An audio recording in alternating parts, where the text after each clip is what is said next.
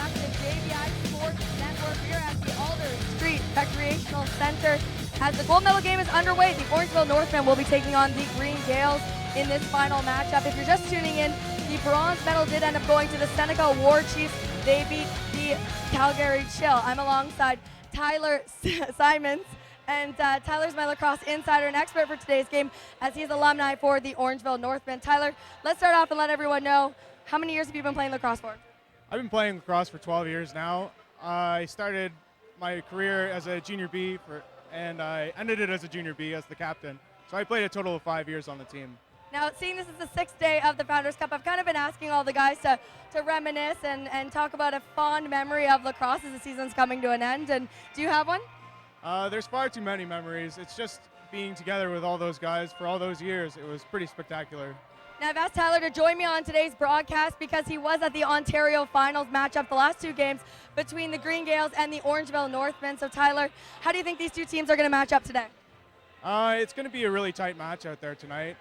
Both teams have some great scorers on each side, but they both have some great defenders as well. So it's going to be a really tight match out there tonight. Right on. And what are you looking forward to most out of tonight? There's going to be some big goals. I know it's going to be very exciting, and it's going to be a really fast-paced game. Well, we've seen them before at the Ontario Finals. We're going to see them in the gold medal game tonight. But before that happens, we're going to send upstairs to Spencer Tangway and Matt Carrick for the call. Guys, you got it.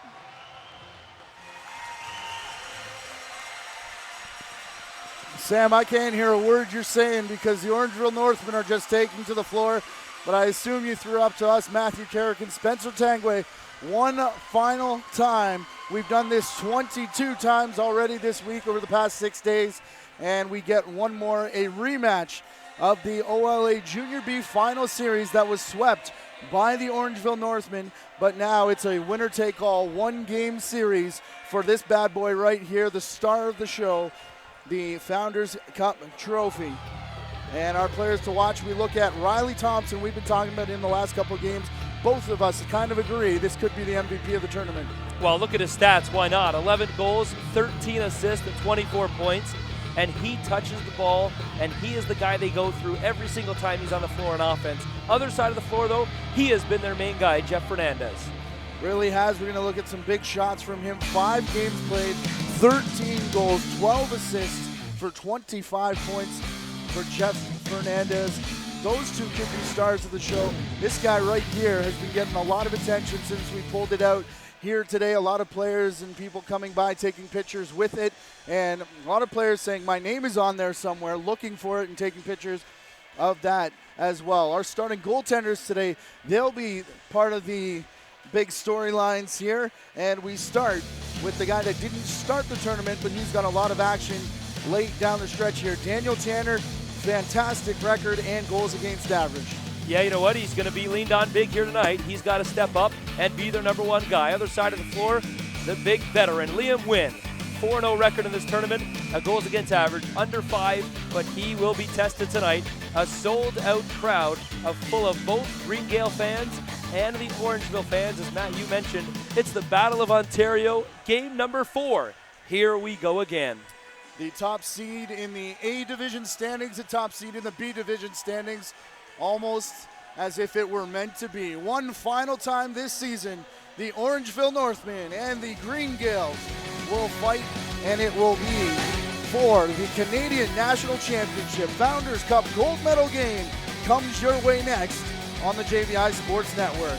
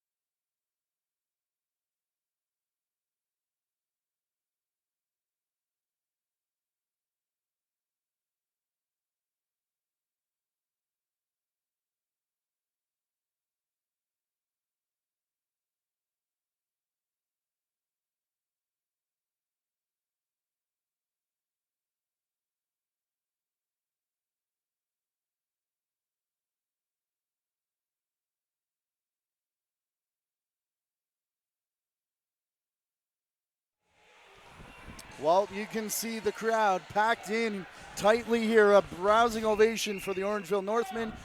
And equally loud one for the Green Gaels. 50-50 split. It's going to be a good one, but first we'll honor our country with the playing of O Canada. We send it down floor side as we get set up for game number 23 of the schedule. Green Gaels, Orangeville Northmen for the gold medal of the Founders Cup.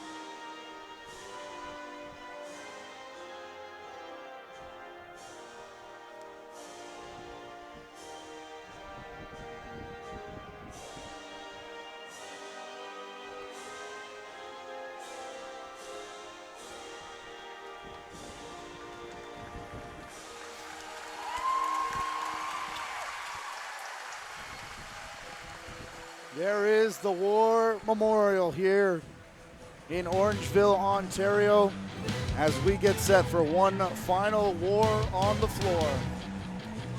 What a tournament it has been so far here inside Alder Street, and we brought it to you free thanks with the help of our sponsors, the Seneca Nation of Indians, the 5th largest employer in New York State. Follow them and thank them on Twitter at Seneca_Nation. Yeah, Matt, a lot of sponsors to talk about as we mention the Toronto Rock Lacrosse Club. The official website of the Toronto Rock can be found by visiting www.torontorock.com. And of course, today's 3 stars brought to you by the Ganawagi Fitness Club, Ganawagi CrossFit.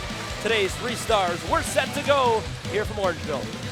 Opening face-off goes towards Daniel Tanner into the Orangeville Northmen zone. As they're the first players, their big collision in on the boards, and you can tell as the fans come alive, it's Riley Armstrong winning it out here for Orangeville as it's stripped at center, setting up for a good defensive battle. A big bump there.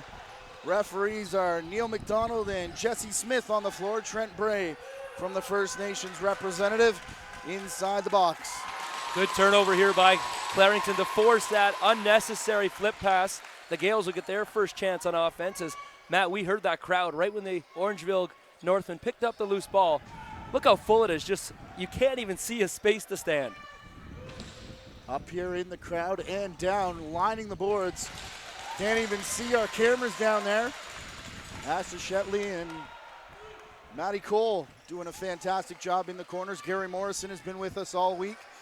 Our director all week long has been Alex Frazow. That is the JVI Sports Network crew. A big tip of the cap to them. As we have a lot of thank yous to get through as we call this gold medal game. Backing into the crease, we get the crease violation as Justin Brack gets pushed in there as the sticks bang one more time. And an extra ball on the floor. That one will be quickly picked up and put in the pocket as the Green Gaels get set up. Jeff Fernandez, our player to watch, around the first one, around the second one, looking for the shot. And they collapse in shortly thereafter. Rebound rolling to the corner. No shot though as the shot clock down to 10. Big dump right in front of the net as Justin Bragg got upended. And we'll get either interference or holding. Well, emotions are running high here as it's Bragg who went down. And now Neil McDonald's got two Gaels tangled up, but he's going to report the penalty. Interference the call. And now the Orangeville Northmen find themselves a man down, a minute 40 into today's game. And Matt, the first goal could easily be the one that lifts the roof off this building. Gaels fans they're here and they are loud and can very well change the outcome of this game. If you know anybody in construction, get them on the phone because there will not be a roof on this building by the end of the day, as these fans are liable to rip it off at any time, like you said. Off to the left, early power play here as that shot rips the stick out of the hands of the Orangeville defender.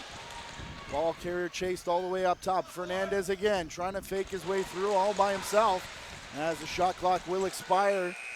They're arguing that one hit Tanner. But it's going to be Northman ball at center. Chasing it around is our player to watch, Riley Thompson for the Orangeville Northmen. They haven't figured it out yet. These two iconic jerseys, white, silver, and black for the Northmen, right to left here on their home floor. Black jerseys, green shoulders and shorts, white numbering for the Green Gaels as they smother the ball. Big bump as coming in late was Grayson Houghton. And minor interference as Houghton went after his man. Some more shoving over on the far corner. This one, I don't think anything will boil over here, but very intense and adrenaline definitely high as this crowd is helping out. Riley Palmer trying to get them excited after the defensive strip, which gives them 44 seconds on the power play. Still looking for their first shot on the power play too. We haven't seen much of Fernandez yet as Ripka has it up top, but he's made his way into some good scoring opportunities, but really hasn't had a good shot yet. Nick Ribka, one of the graduating players from this Green Gaels system. This will be his last junior game. As Orangeville thought they had it away, Fernandez, the corkscrew shot, finds the post. They do reset the clock and send it all the way up top to Jeremy McWaters. What a game McWaters had yesterday. He had 2 goals, and we had him for about 3 or 4 assists as well. Well, he's a big shooter. They're just going to wait for the Orangeville Northmen player to come out of the box, and now they go 5-on-5, 0 for 1 on the power play. In tight to the crease, that shot high off the back glass, and we get another shot clock violation here against the Gaels. As Orangeville will take over, their fans come to life as the side to our left starts to calm it down a little bit. Well, I don't know if I like that call to wait for the Orangeville Northmen player. I see why they did it, so they don't get an odd-man rush the other way. But that shot is blocked, and a very timid start for these Green Gaels so far. Connor Van Ryn had thoughts of a breakaway, but it works down low to Scott Dominy. Dominy's going to stand tall as he goes after a Green Gael player, trying to take on 2 of them at the top of the fan as Daniel Tanner fires that into the timekeeper's box. Yeah, he'll want that pass back, but he's got to regroup here. Gaels coming, and we know we got to get our first goal eventually. Shots only 2-1, though, for the Green Gaels. And they draw first blood. Tanner caught bleeding to the right, goes over the left shoulder. 1-0 for the team that plays out of Bowmanville. 4 minutes and 31 seconds into our first period. Well, Fernandez gives a bump to the captain, Peter Hunt, as he goes off, as we'll get a look at the Toronto Rock Athletic Center replay. And it all starts before the replay, actually, when the goaltender throws it out of play. But how about this crease and a vision of number 11, Dyson Williams, to put it home. 1-0 for the black and green. Dyson's missed a couple games in this tournament as he's been sitting out, but reinserted back in the lineup. His dad, of course, I'm not sure, did he get the, I think he's the leading scorer in all major series, point getter, assists anyways. Definitely up there in the top couple, 2 or 3, but Dyson Williams from Connor Van Ryn on the goal as Tanner makes a stop with the face mask. And we've played 5 minutes here. in our gold medal final. Our thanks to the Seneca Nation and one of our sponsors, the Green Gaels Junior B jersey sponsors, stepping up here for our games here on Super Sunday. Big shot and big hit afterwards. We're going to get a high sticking call. It may even be 5 against Mike Sutton. Pardon me, as Mike Sutton got hit. Not sure who it was. Perhaps Connor McGee, the other graduating player for the Green Gaels, as both these teams only have 2, and now it'll be touched by McGee. And we'll see if it is 2 or 5. Well, Neil immediately just said 2, and he's just going to give him a 2 for high stick. Replay, watch this. Center your screen, as that is directly upper area of the head, as that will draw a penalty, and this will be the first Toronto Rock Athletic Center power play for the Orangeville Northmen. That's what I mean. It looked like it was direct contact, but just calling it 2, knowing the magnitude of the situation we're in here. Neil McDonald and Jesse Smith, as we said, getting the gold medal assignments here in this one. Orangeville's got to keep this power play simple. They're trying to do too much here. Way too many passes that you would never see in a regular season or playoff game. I think the crowd may have gotten to them a little bit too early, as they are getting outshot 5-2 now. And not really, other than that last chance they had, they haven't really impressed me on this side of the floor. Which is really funny because their last couple games, they get to come through against Saskatchewan and the Calgary Chill, only allowing 4 goals in each of those games, scoring 25. The Green Gaels 15-1 over the Manitoba Blizzard, and then 14-7 over the Seneca War Chiefs, who captured the bronze medal. Cutting in a few fakes there from Zach Bryant. Sees that one sail to the side, and Orangeville able to pick up. And if you've watched all our broadcasts, Orangeville has scored in the first goal in every single one of their goals, or every single one of their games, excuse me. This time it's the Gaels who find themselves on top, 1-0. Trailed for about 3 minutes in that Seneca game. Candidate for game of the tournament between the Seneca War Chiefs and the Orangeville Northmen in round robin play. But definitely the tougher division, Division B for the Northmen, as Seneca, Manitoba, and Coquitlam all advancing to the final days here. It was the Blizzard capturing the Tier 2 gold medal.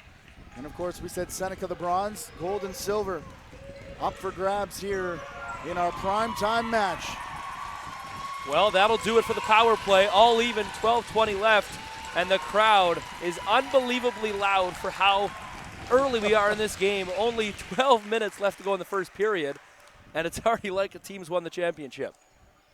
I don't think that's going to die down any. If anything, it'll get even louder by the end of it. Here's Fernandez into the corner. Shot goes wide, it looks like. No, they do call a reset as it tips off the arm of Tanner. Peter Hunt into the corner. One of 2 graduates on this Orangeville Northmen team. The captain, Peter Hunt, and Riley Thompson of the Orangeville Northmen. Good time to give a big shout out to his father and the tournament committee for doing an excellent job hosting this year's Founders. Cutting in a couple side steps there for Kyle Waters. A number of teams have been saying it's one of the best organized they've been a part of. Domini, couple fakes, and you can hear the crowd from our position willing him on. A few yeses with each step he took. Now he's ISO'd 1-on-1 on the far side as Domini has it all the way up top. Big open look there as it's ripped from Grant Scott. Kept alive by Orangeville, 4 on the clock though. Domini, big shot, bigger save from Wynn. And Domini into the face of a Green Gaels player as he'll be stirring it up all game long. Oh my, Domini. Wynn is in one of his zones right now, and he is not going to be easy to beat. Not only that, this is a new level I've ever seen these Green Gael defense ever playing at. They are pressuring like crazy. Usually it's Orangeville's D I'm impressed with. Right now, edge to the Green Gaels.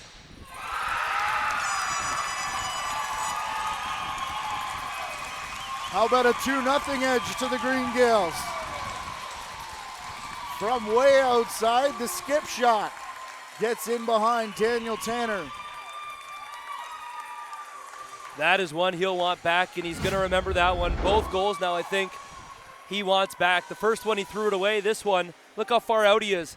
Just a low bouncer. He gets a piece of it. He's in good position, well outside his net, but he just did not move in time. 2-0 now. And that looked like a clean look, too. There was one up near the top, but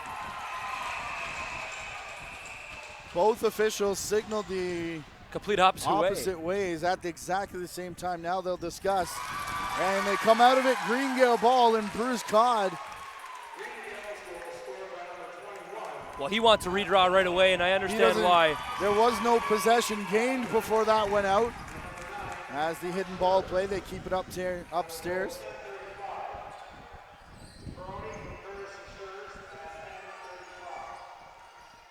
Adam Perroni on the goal. And how about another? Wait a second, timeout here, hold on. No goal. Oh my! Orangeville fans turn to celebrate. Well, the refs are not usually supposed to get involved in a championship game and you let them play, but Brad MacArthur has great reason to throw his hands up. Take a look at this one. The Greengale player, see if he runs through the crease here before they play this ball. I'm not sure we're gonna have a look. Oh, it's close. Ooh, his foot did boy. cross the line, but I don't know if it's in time. 10 minutes to go anyways, but remember where that foot breaks the plane, that left foot there. We've usually got some help from the referees here in the booth. They're not looking now. Oh boy. Oh, Brad MacArthur, you better hold him back. He was on top of the boards a second ago, and Neil McDonald is not going to be liked right now. Oh my. Everybody on the bench. 2-1 game when it was just 3-0 a second ago. Figure that one out. What happened there? This could get chippy. The Orangeville player gets dropped on the faceoff. Possession awarded to Orangeville. How about another look here from outside? Kyle Waters, the straight rip. Well, if you're a fan of lacrosse and you want everything in this game, you have it. Usually a championship game will be close. How about a 2-1 game? A referee called off a goal. They go back the other way and score. Here's the public address announcer, Peter Sabolics, with the announcement.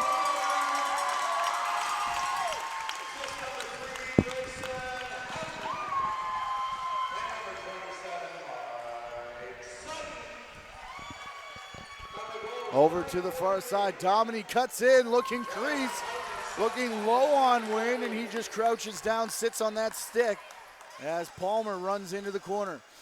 Big pick there. Palmer looking to get away, already halfway through period number 1 of game 23, the final one of the 2016 Founders Cup tournament. And what a tournament it's been. You referenced Bob Hunt and the committee. A lot of these teams, especially the ones coming from out of town, said it's real organized. Each team getting their own room for the entire week. As a big tie-up in on the boards, and Neil McDonald will give it to Orangeville. As a few players come in late, they'll separate that. Well, what's funny, Matt, he didn't even hear the shot clock. That's how loud it is in here. He thought the play was still going on. He called a minor interference. He didn't even hear the 30-second clock go off, which is why Bruce Codd was going insane on the bench. I doubt any of these players have played in an atmosphere quite like this, nor have these officials reffed in quite an atmosphere. It's been a while since we've called a game that's been this exciting. Well, I know the fire marshal is not invited in this building right now. As we have double standing room. Oh, off the post. Oh, off the pipe. Oh, nice catch. Domini, a nice catch there. As that one goes off the post, it will remain Greengale ball. As they send to the far side, circling back, Tyler Earns. And another one that gets through Tanner. And the celebration goes through 2 Northman players. And Peter Hunt has something to say about that. Well, he's firing up this crowd. But unfortunately, the Green Gaels have the 3-1 lead. If you're a Northman fan, Tanner's going to go for water. But the Green Gaels have came out, as we see this on floor, chirp and continue. Green Gaels have taken advantage as you see another short side goal beat Tanner. Track replay there. This crowd is unreal right now here in the building. 3-1 for the team that got swept by these very same Northmen less than 2 weeks ago. Sticks coming to life on both benches on the board. Bruce Codd rallying the defense. As everybody focuses now on the face-off. Ball bounces off the glass. Everyone looking for it down the far side. They break out with a few stick whacks there as Ben Mercy able to corral it, but it's won by the Green Gaels. Well, we'll see what the Green Gaels do here. They have that 3-1 lead. A 4-1 lead would really take this crowd out of it pretty early as Fernandez gets robbed. Tannerson's coming in. If you missed our earlier coverage from this tournament, Rylan Hartley took a Seneca to War Chief shot. I believe Connor Fields up high, and a few minutes after that left the game on the advice of the training staff and has not returned.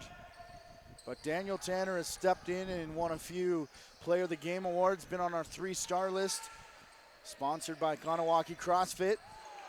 As from the outside, oh, they call that off too in the crease. Oh my goodness. This is gonna get ugly, I think. Neil McDonald, both calls are his. Oh boy. Wow. I hope he's got backup when he leaves the parking lot. He's not making friends.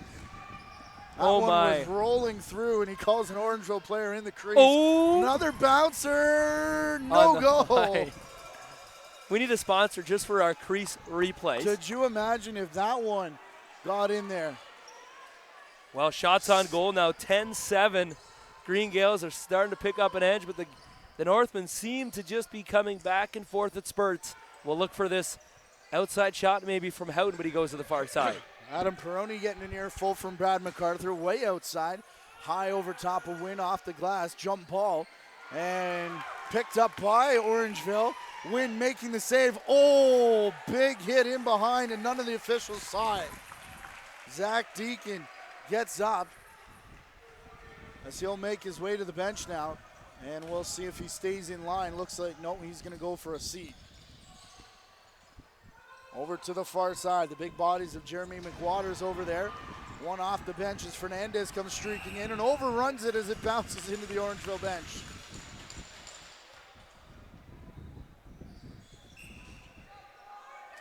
Six minutes remain.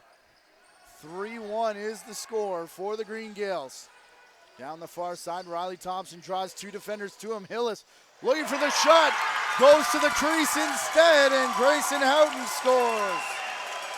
Well, Grayson Houghton, he's looking for that breakout time in this tournament. He hasn't really been the #1 guy for the Northmen, but Liam Wynn finally gets beat by him in this tournament, and it happens at the exact 14-minute mark of the first period. Here's a look at the Toronto Rock Athletic Center replay. Watch number 3. Right there, oh, what a pass across the crease. And Liam Wynn just cannot make the desperation save. Look at all the shooting room he had, as I think everybody, myself included, thought he was going to have a rip there. Well, here comes the goal announcement from Peter Sabalix, one of the loudest announcers in the league.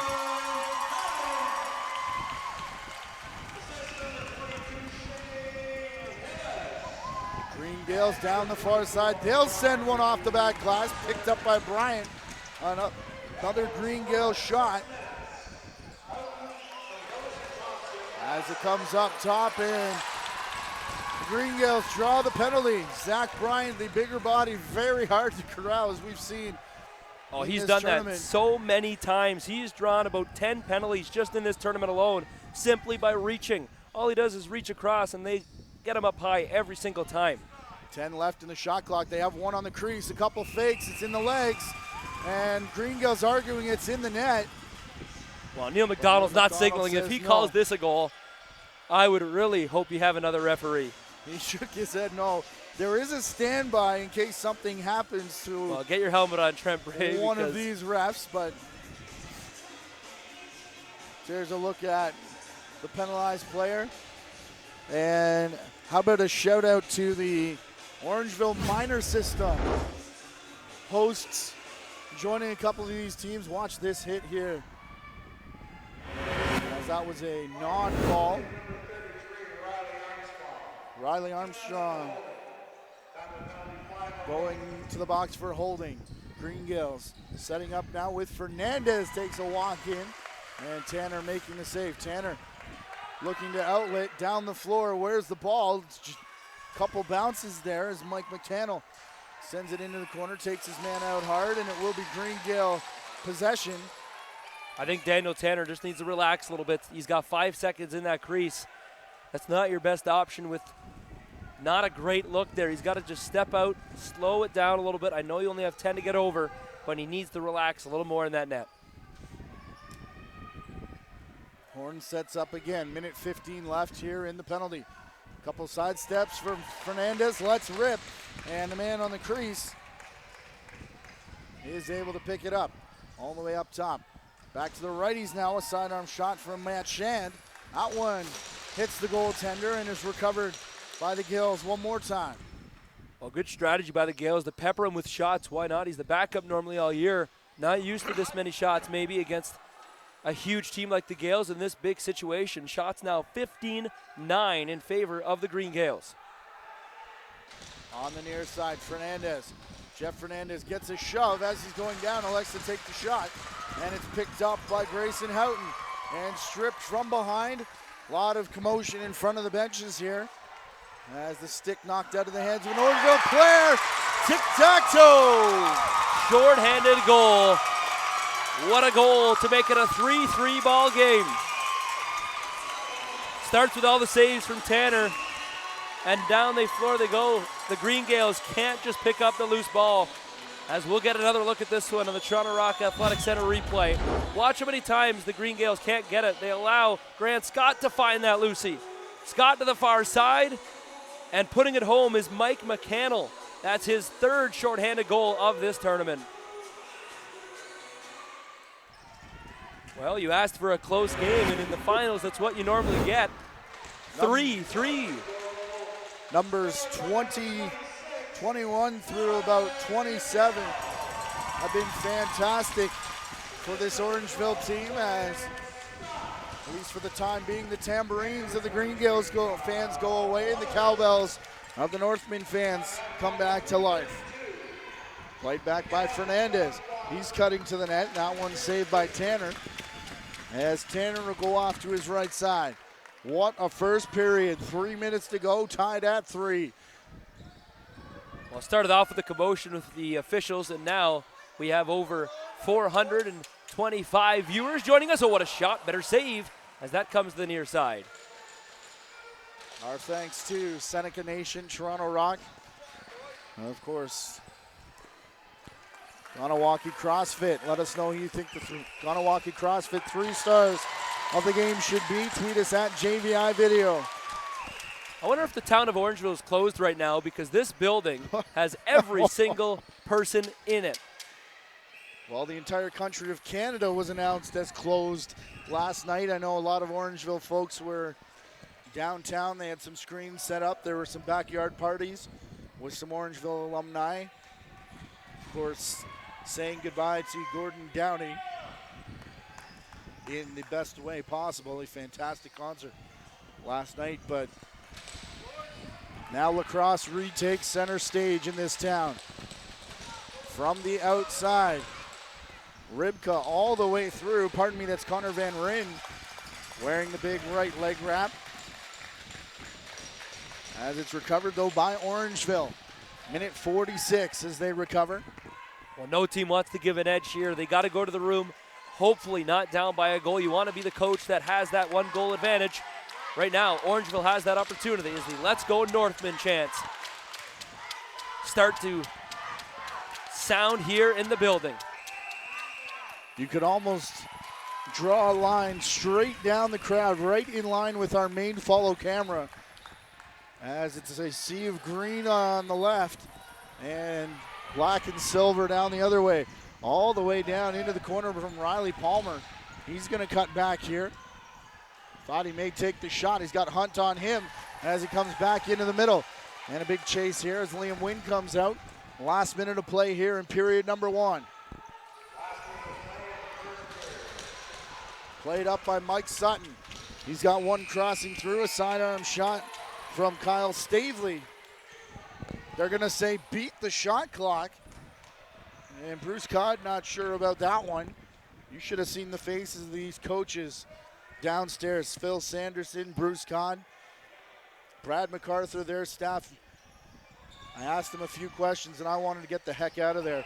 Oh, big shot as the Orangeville player goes down. Going to get back to his feet though, Will Riley Armstrong. I thought he'd Well, it's dedication time. Goodness. Championship time. You got to take one for the team. He soaked it very well. Now he's got to stay on the floor too, as they only have 23 seconds left to work. Stay with us at the first intermission. Jim Bonhoff will join us for a quick, well, a pretty busy man with Minto Cups and finals all over the place happening here in Ontario as the collision in against the boards. Well, it's going to be a tie to finish this opening period. Just a second left to tick off the clock. Ball deep in the Orangeville end. We'll see if the Gaels will get a shot, and they do, but it's right at Tanner. How about that, Matt? 20-12 shots on goal in that opening period. 3-3 score with a bit of everything.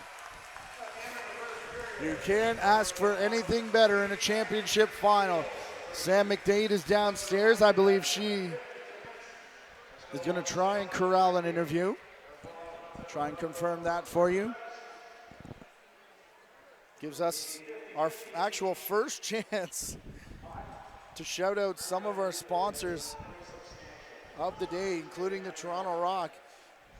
As we do remind you that Toronto Rock season tickets are now available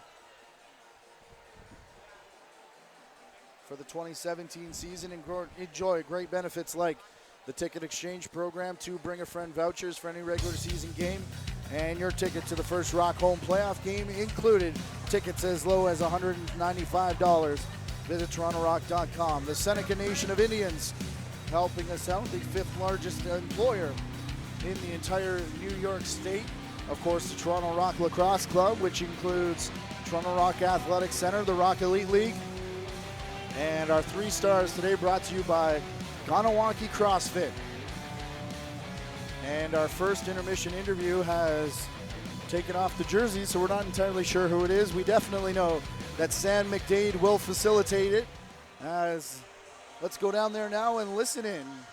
Go ahead, Sam.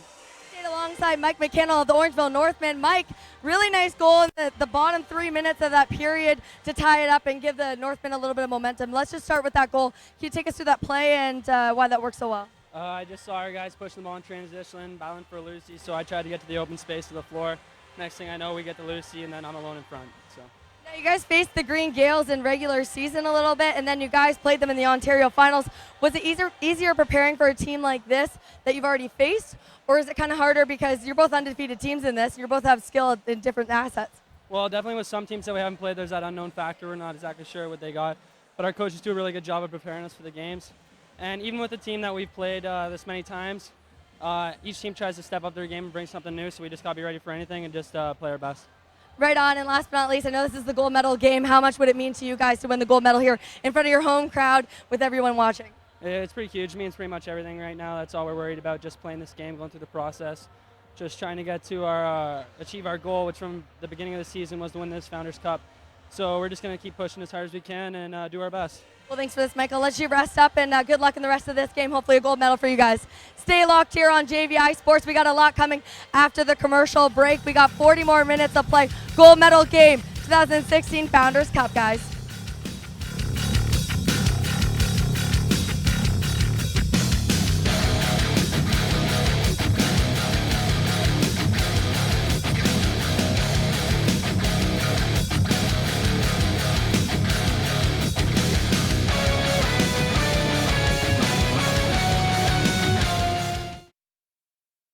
Of the Huron and of the Mohawk, of the wilderness,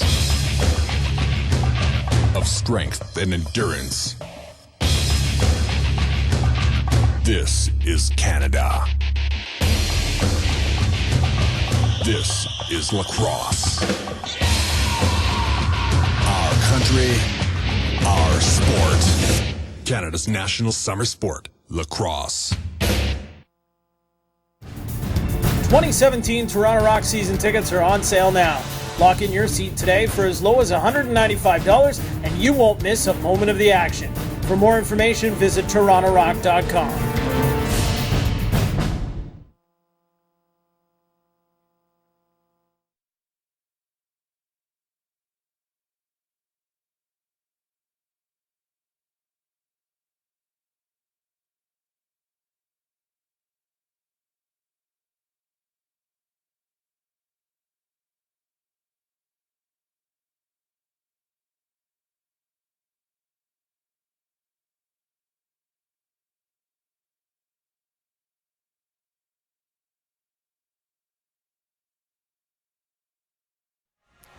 We're tied at 3 here at the first intermission of our gold medal game of the Founders Cup of 2016 here in Orangeville, Ontario.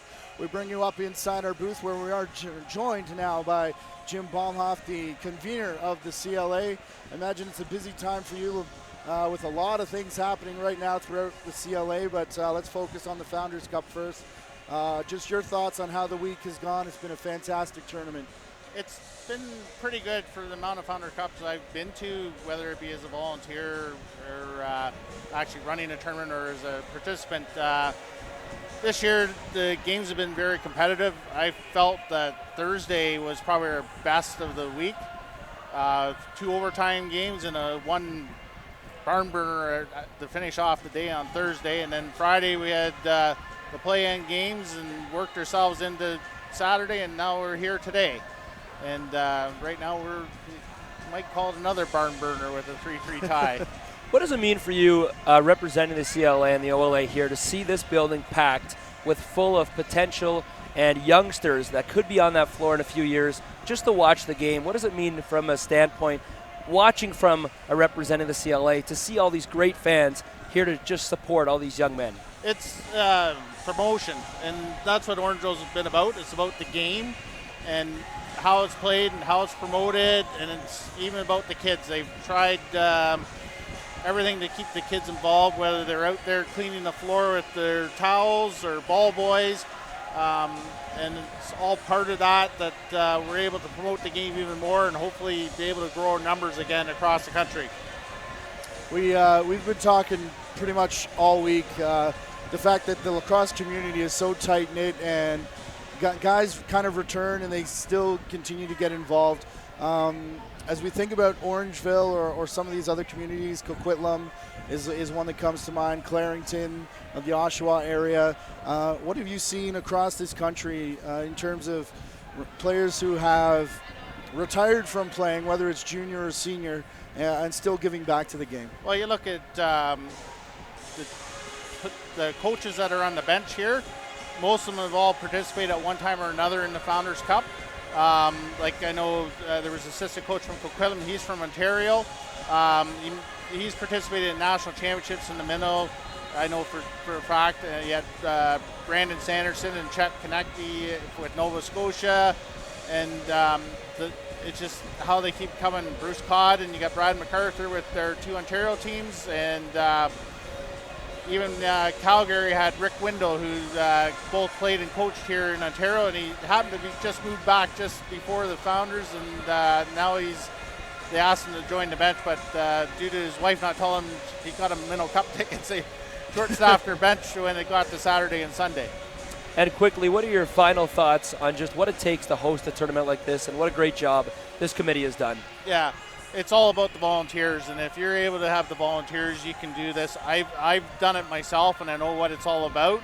And Orangeville has hit it right on the nail and how they've done it and promoted it. And like when I drive into the games, it's on the radio, and then also with your broadcasting and just how you've been able to garner sponsors to be able to put this out to all the people across the country. Well, as we said, Jim, we know you're a busy man, especially this time of the year. We do want to thank you for your time. The Minto Cup, President's Cup also going on out west. I don't know if you're involved with that at all. Or No, I wouldn't be involved in that. I'd be back in my other position. the Man Cup, then, of course, returning here in a couple weeks' time. So thank you for your time. Yep. And we will throw down to Sam McDade as the Orangeville Northmen are back on the floor. We're about a minute and a half away from the start of the second period. Our thanks to Jim Baumhoff joining us here. Sam, take it away downstairs. The gold medal game of the 2016 Founders Cup, guys, is an exciting and electric building here at the Recreational Center in Orangeville, Ontario. Our host team, the Orangeville Northmen, taking on the Green Gaels, both Ontario teams that have faced each other in the regular season, as well as at the Ontario Finals, where the Northmen managed to sweep them 3-0. We'll see if the Northmen can pull that off tonight, or if the Green Gaels have got something special up their sleeves. The kind of mood in the back dressing room has definitely been that of a serious tone. Both teams are in this game. All right, folks, it is 3-3 after 20 minutes of play. We got another 40 for you here on JVI Sports. I'm going to throw it upstairs, though, to my partners in crime, Spencer Tangway, Matt Carrick. Guys, you got the call. Go ahead. Well, thank you very much, Sam McDade downstairs. Our thanks to Jim Baumhoff. And our thanks to our wonderful sponsors helping us bring you this game here today, including the Seneca Nation of Indians, the fifth largest employer in New York State in Toronto Rock, and the Green Gaels jersey sponsor providers, as we'll get to some of those, including Clarington Minor Lacrosse, Continental Bank of Canada, Thornton Arms, Dan Pettit, Shoeless Joe's, Whitby, Centrum, and Roy Nichols Chevrolet. There's a few others that we'll try and read off as this goes on. Spencer Tangway has the stats from that opening frame. Yeah, just quickly, shots on goal after 20 minutes of play. Green Gaels lead 20-12 over the Orangeville Northmen. Face-offs, the Green Gaels have the edge, winning 5 of the 7 draws, and both teams are 0 for 1, with the actual Green Gaels 0 for 2, So no one's yet to score a power play goal. We're underway. Second period here from Alder Street. 3-3 the score if you're just joining us. As the Green Gaels get the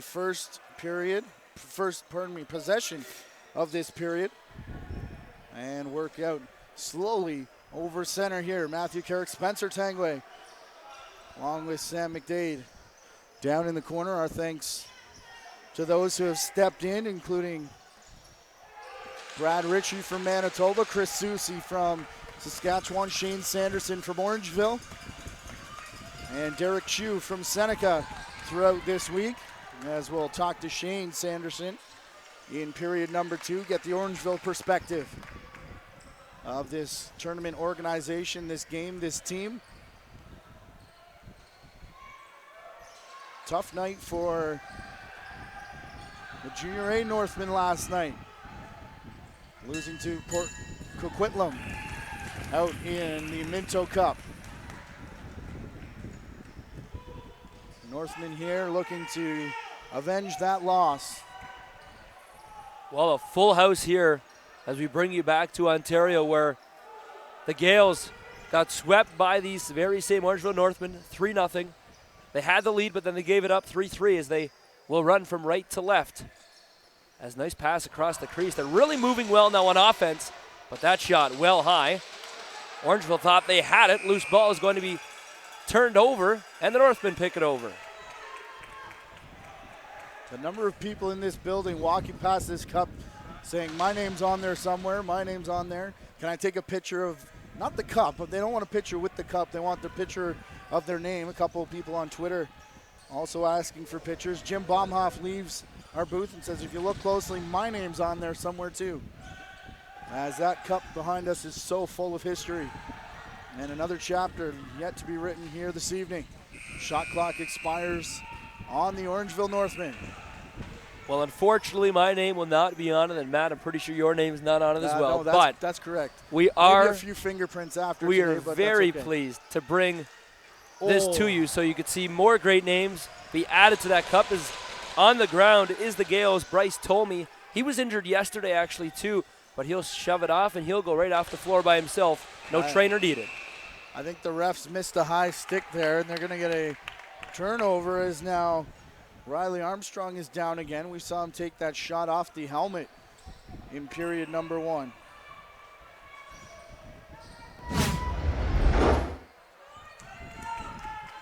Orangeville down the far side. Kyle Waters with it. Palmer, a brief stick check. Now Waters turns on the Jets, takes the shot. And did that hit Wynn? They say no. As Liam Wynn now in the net to our right. Green Gaels working right to left here. Period number 2. Bearing down on Daniel Tanner. Tanner, it was open there on the left. He staggered back, trying to get there quickly, but it's going to be corralled here by Ben Mercy. Oh, Matt, that's been the story of these offensive teams going at it. They can't really get good offensive looks from outside as they did against the weaker teams. Now, it's got to be those beautiful, nifty passing plays that we're seeing, east-west passes, opening up the cross-crease lanes, and that's where we've seen Orangeville really take advantage of this second period. A good save coming from Liam Wynn, though, back the other way. All games we brought to you on our YouTube channel. They'll be there. If you want to get caught up, entire playlist, hit play all. You'll enjoy the opening ceremonies and games 1 through 23. What a tournament it's been here in Orangeville, Ontario. And our thanks to the town of Orangeville for hosting this event, the Orangeville Northmen for putting it on, all the tournament volunteers as this shot spins wide. A last-minute stick check helping that as Peroni's shot doesn't make it through. Down the floor on the far side. Northmen will retreat all the way now, and sponsors lining the glass on the far side, and beside that there's a Go Gaels Go sign just across from where we are, and down in the corner to the right of Liam Wynn is one that says Go Northmen. So definitely a split crowd as a couple players lose their sticks at the end of that exchange. Green Gaels down the floor here, but with speed. Tyler Eames, who scored in that first period, he slows things down. Still sit 3-3 after an explosive first. Team's starting to settle in here a little bit. Ball drops down, they take it to the net, and this one will be out of play. Matt, I'm just waiting for that second period to really open up like we saw in that first period. They got the crowd right into it. Orangeville has played in so many big games, as this game 5 when they went against the Windsor Clippers and they won in this very same building. They were put up against a very tough Windsor Clippers team as they come back the other way and almost bury on the far side once again on that cross crease look. But the Clippers gave them a push, and now we get some pushing and shoving the other way. But as we talk about the Green Gaels, they also got pushed before they met the Orangeville Northmen, and they went 5 against the Oakville Buzz. So both of these teams know what big games and big game 7s are like against one another. Domini's been fired up all game, and no penalties here, although Palmer comes off with the hinge hanging wide open on the front of the face mask there. Trent Bray did come out of the penalty box as the standby official, but not much for him to do. We see the Orangeville police chief in attendance. Well, I mean, there can't be much going on outside of the building. Have you looked around, Matt? I mean, entire town on notice, either watching here or taking a seat or on YouTube. Wow. Oh, miscue from Wynn now, pardon me. Is R.A. Dickey here in the building, because that was just a soft knuckleball that beat Liam Wynn. Screened out front, we got a good look at Wynn, and he does not look happy. Red in the face, but how about this replay? Replay is brought to you by the Toronto Rock Athletic Center, and it's just a little flip on net. I think it may have got touched out front, though. We'll try to take a look. That definitely hit something somehow. As Riley Thompson right there on the crease, we'll wait and see who they credit the goal. And a violation against the Northmen. We'll give it to the Green Gaels, though, as the rest of their sponsors include the Phoenix Transportation, City Homes, Select Auto Glass, A&T Motors, Clarington Shamrocks, Greeley Containment and Rework, Whitby Warriors, and St. Mary's Cement. And a few more that next time they touch the ball will read off as well. Our thanks to the Junior B Green Gaels jersey sponsors for teaming up here this afternoon, along with the Seneca Nation, Toronto Rock, Rock Elite League, Toronto Rock Athletic Center. We had Extreme Threads and Smokin' Joe's this weekend as well. Our original plan was pay-per-view from day one straight through to the gold medal. But a lot of people through the lacrosse community stepping up here. I'm so glad we did not go that route, because everyone who's been able to watch this game and all the games throughout this week for free, who may not have been able to before, now have the opportunity to take part in this gold medal game right here, where this building is so full that people are probably watching at home here in Orangeville because they cannot get in this building. A lot more coming up on our schedule as Orangeville sends it to far side. Big cut back as that shot bounces off someone in front. Shot clock will expire here. Hillis, late shot doesn't get through. Follow us on Twitter at JVI Video, Facebook.com/JVI Video, as we have a full list of our sponsors there, as we really want to thank them for helping out. And of course, our upcoming schedule. We're trying to get something worked out for major series finals here in Ontario. Nothing to report as of yet, but those are in the works. Connor Van Ryn up top. We also have a bid for the Mann Cup, as that has not been announced yet, but when it does, wow, if it is us, we will tweet it out as that shot rings off the post. That ball had eyes. That could have easily tied this game up, but Daniel Tanner can thank the crossbar. That would have been an interesting call for Neil McDonald, as the shot clock had just sounded. Well, 4-3 the score. How about Riley Thompson? Matt, you mentioned him to be your tournament MVP. He's got it on the far side. He gets it back now. Thompson. Good odd man pick and roll. That shot from the out top hits off the goalpost, and now we got a foot race for it. Tomey gets sent to the floor, and that takes away that threat. The whistle was in the mouth of Neil McDonald, and Brad MacArthur is upset once again. Well, I'd rather let him play there. That's just a good defensive chase. Tomey got bumped off the ball, not a minor interference, just simply a good stick check. That's all that was. This bench has been on him all game. But Brad MacArthur knows exactly when to go off of Tanner and in behind, but it stays on this right side of the line, and the Orangeville Northmen hang on to the lead. Well, I'll simply just say reset, Daniel Tanner, and look the other way, because you just made one of the saves of your career right there. And without Daniel Tanner right now, the Orangeville Northmen could find themselves in a way bigger hole. What a job he's done to fill in for the very injured Rylan Hartley. Here's Zach Deacon. Curling around, pick and roll, and saved by Wynn. Well, this is very fast-paced lacrosse now. One minor mistake will easily be blown up and exposed. I think the head coaches, Bruce Cott and Brad MacArthur, trying to settle it down, as when it gets faster and the game kind of gets a little bit out of control, that's where you see the silly passes being made. As that's a beautiful one. They pick score. And roll the other way.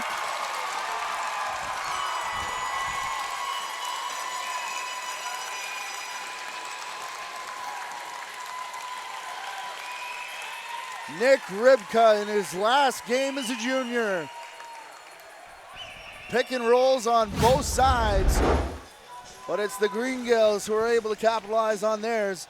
As watch this here, unfortunately we won't see the seal up top. Houghton, oh, this will be a great look at it. Oh, it's already happened, unfortunately, sorry about that.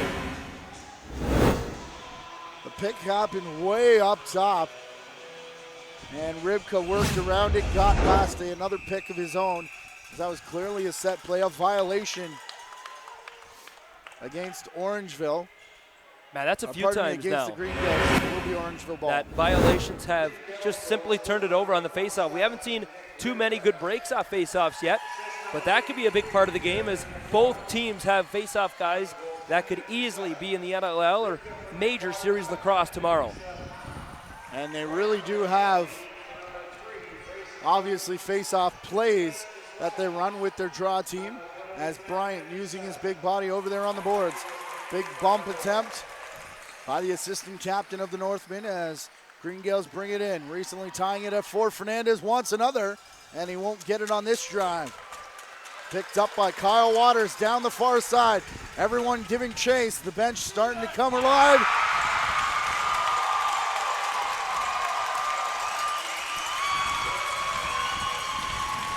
Kyle Waters, his second of the tourney.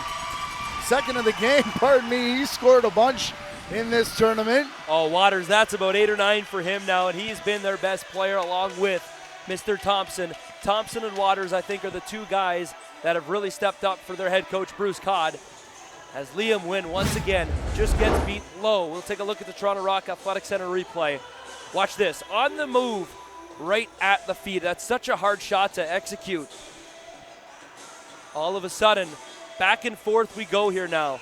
A lot more controlled game, and both teams know that last shot could be the one that wins it. And Matt, we've only played 30 minutes. Huge hit on the far side as another big one over here will go for a penalty, we believe. The first one was definitely legal as Ty Mikulik just got caught standing there. Domini in the corner, stop signs are up. Houghton on as a sixth attacker as Janner's on the bench. Domini trying to get it to his man. Domini back has a rip with 1 on the clock. And the shot clock will go, and maybe we got something here now. Win. It's Domini again. Well, now look in front of the net. Now we got something. Here we go. This is what the gold medal game is all about. Fight and dedication. How about a real fight? As behind the net, I got Domini tied up with someone. We've only seen one fighting major in this tournament, and it came, well, offsetting fighting majors, I should say. It came in our first match of the day, Manitoba Blizzard, Coquitlam Adirondacks. A huge scrap in that game. We saw players come off the benches. Oh, I think we need a little more than Trent Bray holding that clipboard.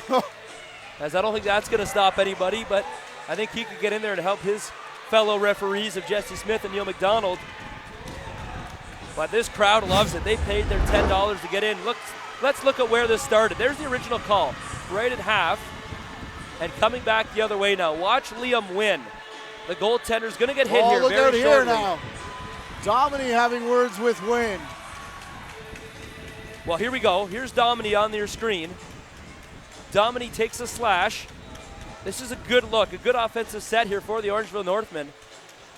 As there's the shove that we get a lot of pad here to show you. As there you see it on the top of your screen.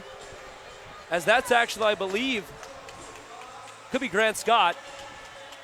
No, it's number 25, Domini. No. This will be a great look as he was all over this. Oh, they're tangled up. This is, I don't know what they're saying, but his face is kissing that glass, and he's just feeding it to him. Right behind that, though, if we get a wide shot, you will see fight after fight after fight. Officials have separated everybody now.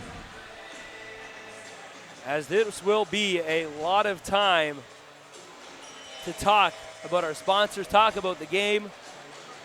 Well, so much to talk about. Let's conclude those Junior B jersey sponsors if we can. Holman and Holmes, Durham Masters Lacrosse League, Don & Son Building Supplies, Pack Signs, Coburg Honda, the Brooklyn Redmond, Kemp Travel, Durham Sports Barn, Culligan Better Water, Pure and Simple, and 94.9 The Rock.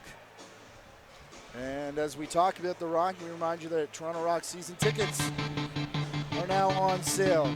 The Seneca Nation Dominions, of course, is our great friend and great partner. Derek Chu mentioned they're a big sponsor of not only JBI, but of the Seneca War Chiefs who just won the bronze medallion. We thank them for their great continued support, so you can watch this free of charge. Toronto Rock, tickets on sale now for the season's tickets. 2017 season starts in January. And how about the Ganawagi CrossFit Health Club? They'll bring you your 3 stars and plays of the game, all that and more, a little later on in today's broadcast. And Matt, this building right now reminds me of so many great barns where you get that great feel, that you know you're in a lacrosse building. And this is where we have a lacrosse game to celebrate. 5-4, and now it's a game where we just want to take on and be a part of for the rest of our, basically, I could do this all day long. We have been doing it all day long. I don't know where you've been.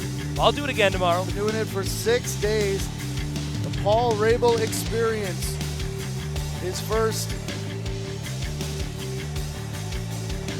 ever clinic outside of, or pardon me, first ever Canadian camp will be the first of many unique events at the Toronto Rock Athletic Centre as part of the new slate of programming offered by Track Athletics and new Athletic Director Colin Doyle. Paul Rabel Experience Live, October 1st and 2nd. Sign up early to get a Paul Rabel autographed lacrosse ball.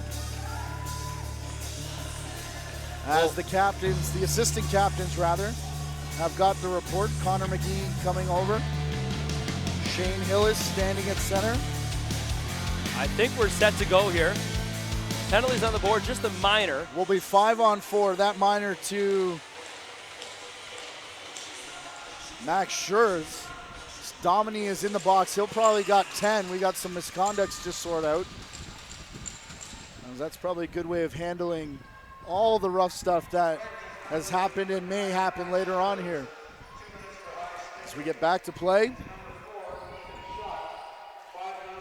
Shane Hillis. They're offsetting 5-minute majors. Heads up over there to the minors along the boards. That one ripped over the head of Palmer. Down in the corner. Getting it back here for Zach Deacon. Deacon to Hillis. They continue to play catch. Down in the corner, Thompson. Looks off Deacon this time. Goes for Hillis. Deacon. Thompson on the crease. Looking shot. 10 on their clock. As well, look out again. As this game is going to get out of hand, but the Orangeville Northmen now take a 6-4 lead. Brad MacArthur has to calm his team down rather. As we get viewers wondering how actually Orangeville got a power play off that. But here is the goal. It's a cross crease, and that is their third cross crease goal of the 6 they've scored. And you get a good shot of Liam Wynn sending a punch, and I wouldn't be surprised if MacArthur calls timeout.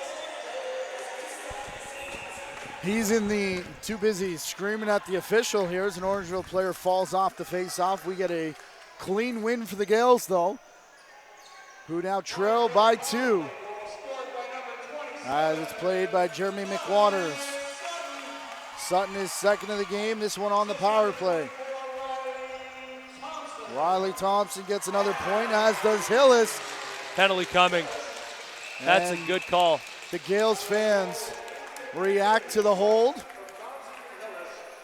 And this could be the opportunity you need to get momentum back on your side and take the Orangeville crowd out of it. Well, Peter Hunt's got to be a lot smarter than that. That was not a good lazy time, as that was a lazy penalty rather. He just kind of didn't want to run, as the Green Gaels were killing that minor penalty they had, and now we'll play 4-on-4. Actually, rather 5-on-4, as the Green Gale player has been released because of the goal. So power play for the Green Gaels. Zach Bryant takes top position, quickly down into the corner now. Looking back for it. All the way back up top. All 5 have touched it now. Here's Bryant. Getting it to Matt Shand. Bryant again. Far shooter side. Ducking away is Fernandez. Fernandez being harassed there by Cameron Spencer. As they thread the needle back for Fernandez, he had to hold on to it. He's signaling goal. It did move the post, but I don't think it went in. The official there, Jesse Smith, had a good look. Oh, wow. Wow, that's a big pick, and they're going to call it a moving one. To be quite honest, I didn't think it was a moving pick, but I just thought it was a Green Gale running into a brick wall. And now a slash goes unnoticed in the opinion of the Green Gaels.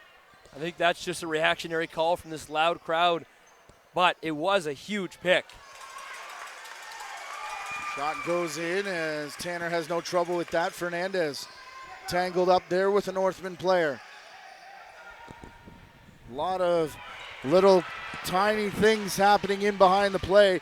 Nothing really egregious that would warrant a penalty call, as we've got 4-on-2 now in the power play set for the Gaels. And Tanner, the last man there, makes the save as Bryant will slow things down again. Well, he's feeding off this energy now. Daniel Tanner, young goaltender, making an excellent game so far out of this start. Reminder upcoming at the end of this game, trophy celebrations and our Ganawaki CrossFit 3 stars. Tweet them at JVI Video with the hashtag 3 stars. And of course the YouTube chat room is open. I'm sure Green Gael and Northman fans are duking it out in there as well, as we want to hear from you, our 3-star selections. As the Gaels get it up top. Down in the corner, there's Tanner again. What a save, and that's the kind of saves that will win you a championship. As we're back to 5-on-5, Daniel Tanner, he's on fire right now. What a pass. Here he goes the other way. Tanner connects with Waters, and it's a 3-on-2 for the Northmen. Down to the far side, cross, crease, make it 4 times. Well, Daniel Tanner, he's fired up. He is absolutely enjoying this, and he should be. He's the one that created this goal. And Liam Wynn now is struggling to find a little momentum as the goaltenders will go get water, as the officials officially call the water break. While Tanner will go get water, Liam Wynn will stay in his crease. As that's interesting. I thought it would have been Wynn's water break. How about this replay? It's Waters going down low to the crease. Now watch patience. That's why Thompson's an MVP player, Matt. Patience, patience, patience. All he had to do was quickly go across, and that would have been an unreal save. But no, he waits. The goalie slides a little bit too far, and he stays outside the crease. And that is the goal that makes it. And now how about this big pick? Right here, you tell me if it's moving. Oh, it is. Yeah, His feet were not planted. Yeah, he jumped out in front there a little bit. Well, nevertheless, Orangeville now lead by 3, and this building is rocking.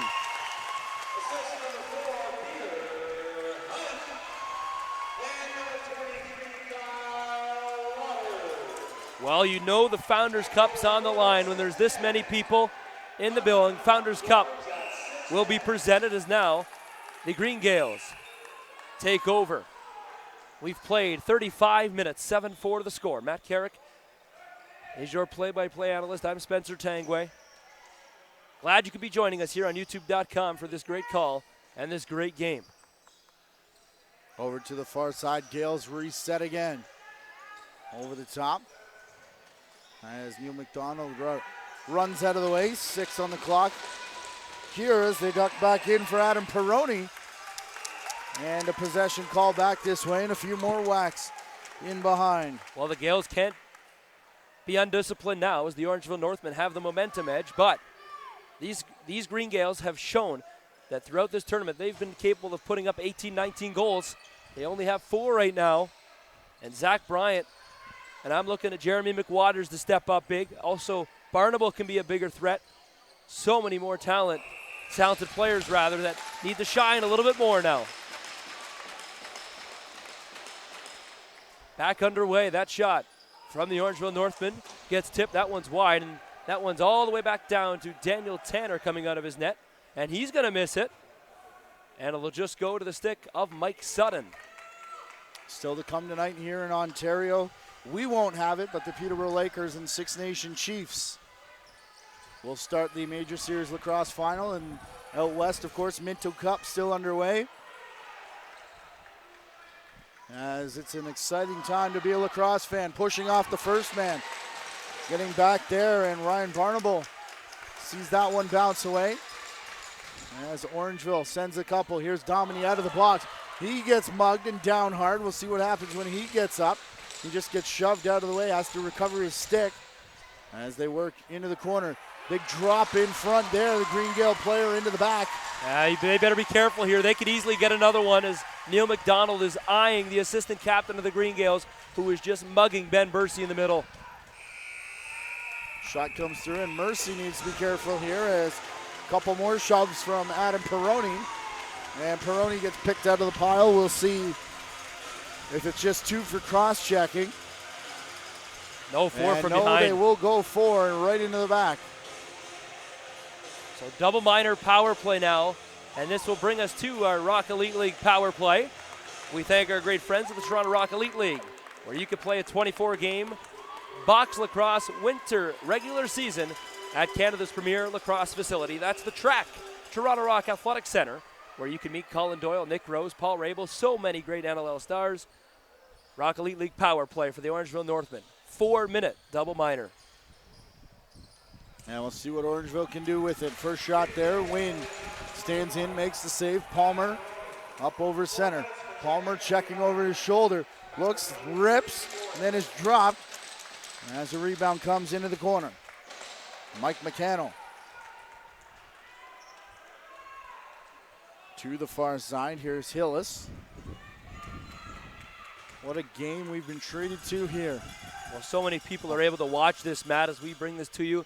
And I'm being told we have some Welland General fans in the crowd, Windsor Clipper fans, the Flovo family who played for the Generals, then got traded to those very tough Windsor Clippers, are watching this game. And we are proud to bring that to them as Liam Wynn makes a huge save. Thompson up for Hillis. He has a quick peek at the clock. Now everybody turns their heads. Here's Hillis. Back to Waters, onto the crease, and another cross crease pass. Well, this time Wynn gets over to deny Deacon. 2:47 left in the double minor penalty. Green Gaels just slow it down now as they get two fresh bodies out there. Couple players banging around, and we get a crease call. As Bryce Tolmie hit the deck. And I think Tanner signaled for a water break at the next stoppage. We'll see. Only 2 to go in the period. Fast game here. So perhaps not, as it's 7-4. Shane Sanderson will step back in here in second intermission. We'll talk about the tournament. Orangeville lacrosse.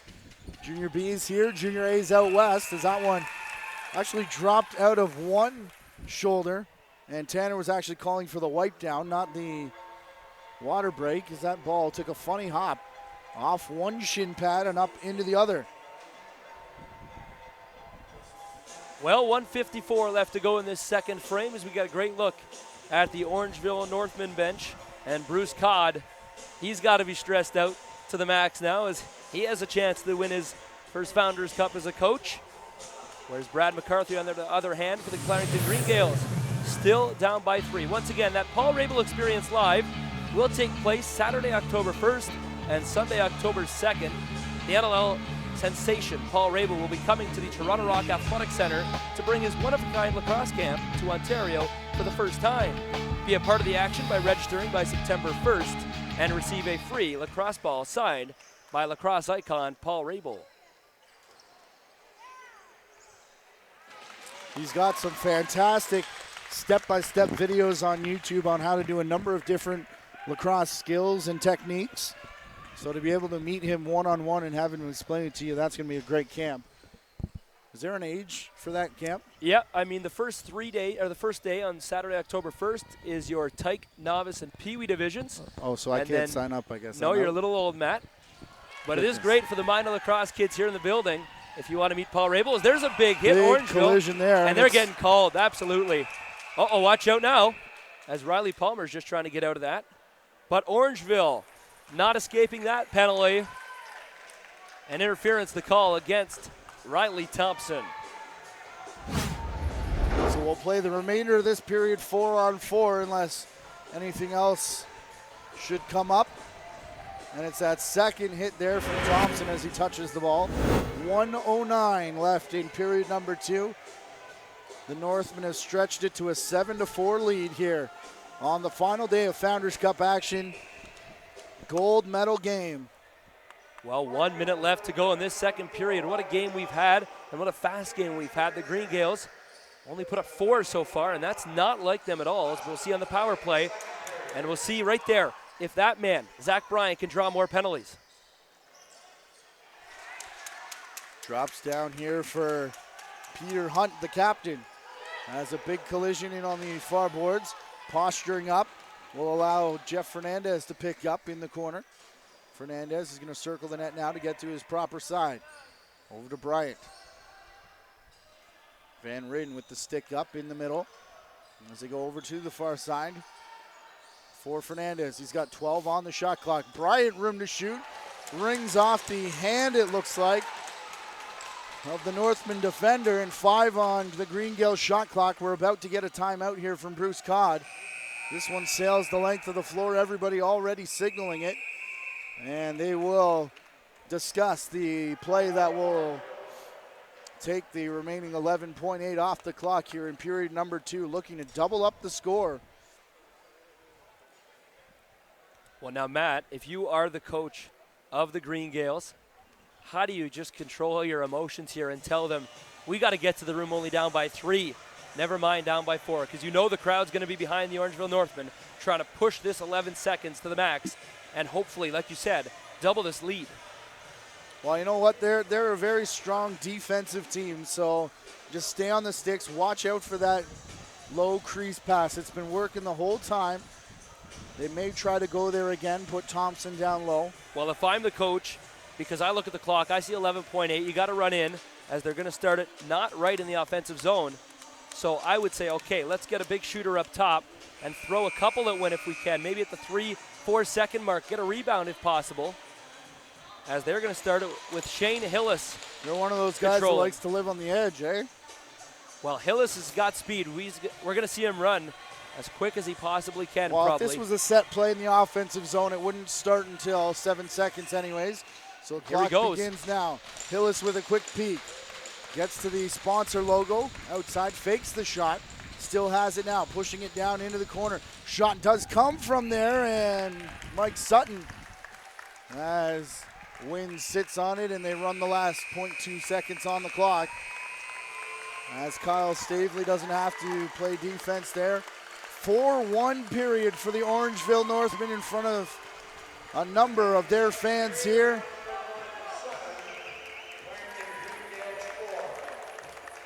As we'll see, Sam McDade trying to get a Clarington Green Gael interview, and I'm not sure that it's going to happen.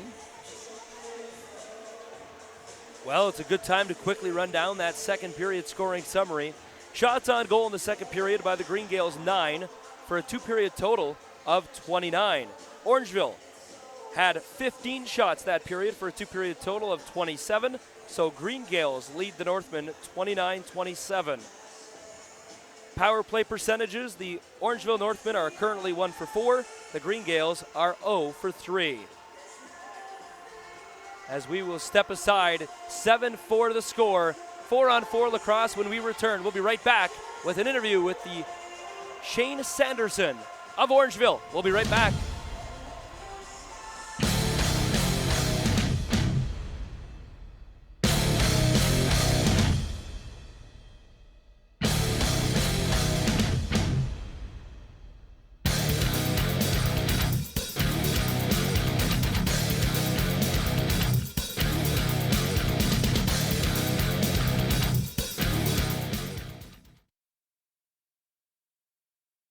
Mohawk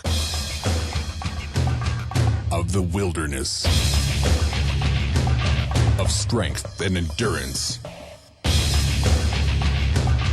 This is Canada. This is lacrosse. Our country, our sport. Canada's national summer sport, lacrosse. 2017 Toronto Rock season tickets. Has caught up with the Clarington Green Gael. I'll send it down to the floor and get her thoughts and the Green Gael's thoughts on this second period. Alongside Justin Brack of the Northmen. Justin, let's talk a little bit about this game. 7-4 for the Northmen. An incredible feat so far. 20 more minutes of play. What they got to do to seal the deal? I mean, you just got to keep playing the way we're playing. The defense has been look great. I mean, our offense is going. If we can get a better transition game, I think we're in good shape. Now, it is a possession game. I noticed that the Northmen have been taking a little bit more charge in the second period. How do they knock the Green Gaels off the ball a little more in the third? Just keep our pressure. We're going on D. I mean, we're having great pressure. Our offense is playing great, and keep doing what we're doing, we'll be fine. You've seen the crowds. You've seen them cheer. You've heard them cheer all tournament long. How much would it mean to them, do you think, and to you guys in the organization to come out with a gold here at home today? I mean, it would mean everything. It's been a long time since Orangeville's won this championship, and you can tell by the crowd how much they enjoy this lacrosse, and we come out with the win, it'd be awesome. You know what, a 3-goal deficit, it looks like they have a good chance at it. Guys, stay tuned on JVI Sports Network. We got a lot more after the break.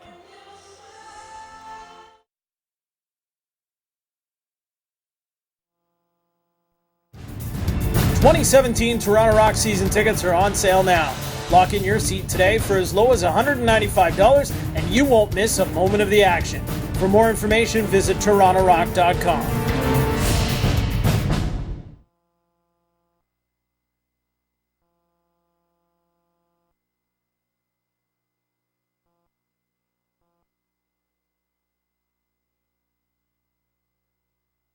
While we bring you back inside the Alder Street Arena now, a great period for the Orangeville Northmen. Our thanks to Sam McDade and Justin Brack there, Matthew Carrick alongside Spencer Tangway, as we are joined now by Shane Sanderson from Orangeville. And Shane, we've been talking, it's been a great tournament put on by the organization here, and just your thoughts on the week. You've been here for most of at least the Orangeville games. Oh, it's been an unbelievable tournament. The Orangeville Founder Committee has just thought of everything here in Orangeville this week, and it's just really made the teams that are coming out of province, it's just giving them a better experience where the little things Orangeville have done. Well, as this Orangeville Northmen team, as we see Rylan Hartley out of the game, and of course out of the tournament due to concussion-like symptoms, how have they stepped up as a team as you've seen them grow from day one all the way to the Founders Cup? Well, I knew that these guys would step up for Ryan. Like, it's just not Ryan. He is likely the best goaltender in Junior B, but their backup goaltender, he's came in and stepped in and done the job, and all the players, all they had to do was give that extra 5% to cover Ryan. So I think they're definitely playing for him. And let's talk a little bit about Orangeville last night as well, because the Northmen out in BC, they're now competing for the Minto Cup. A chance to get two of them here in Ontario.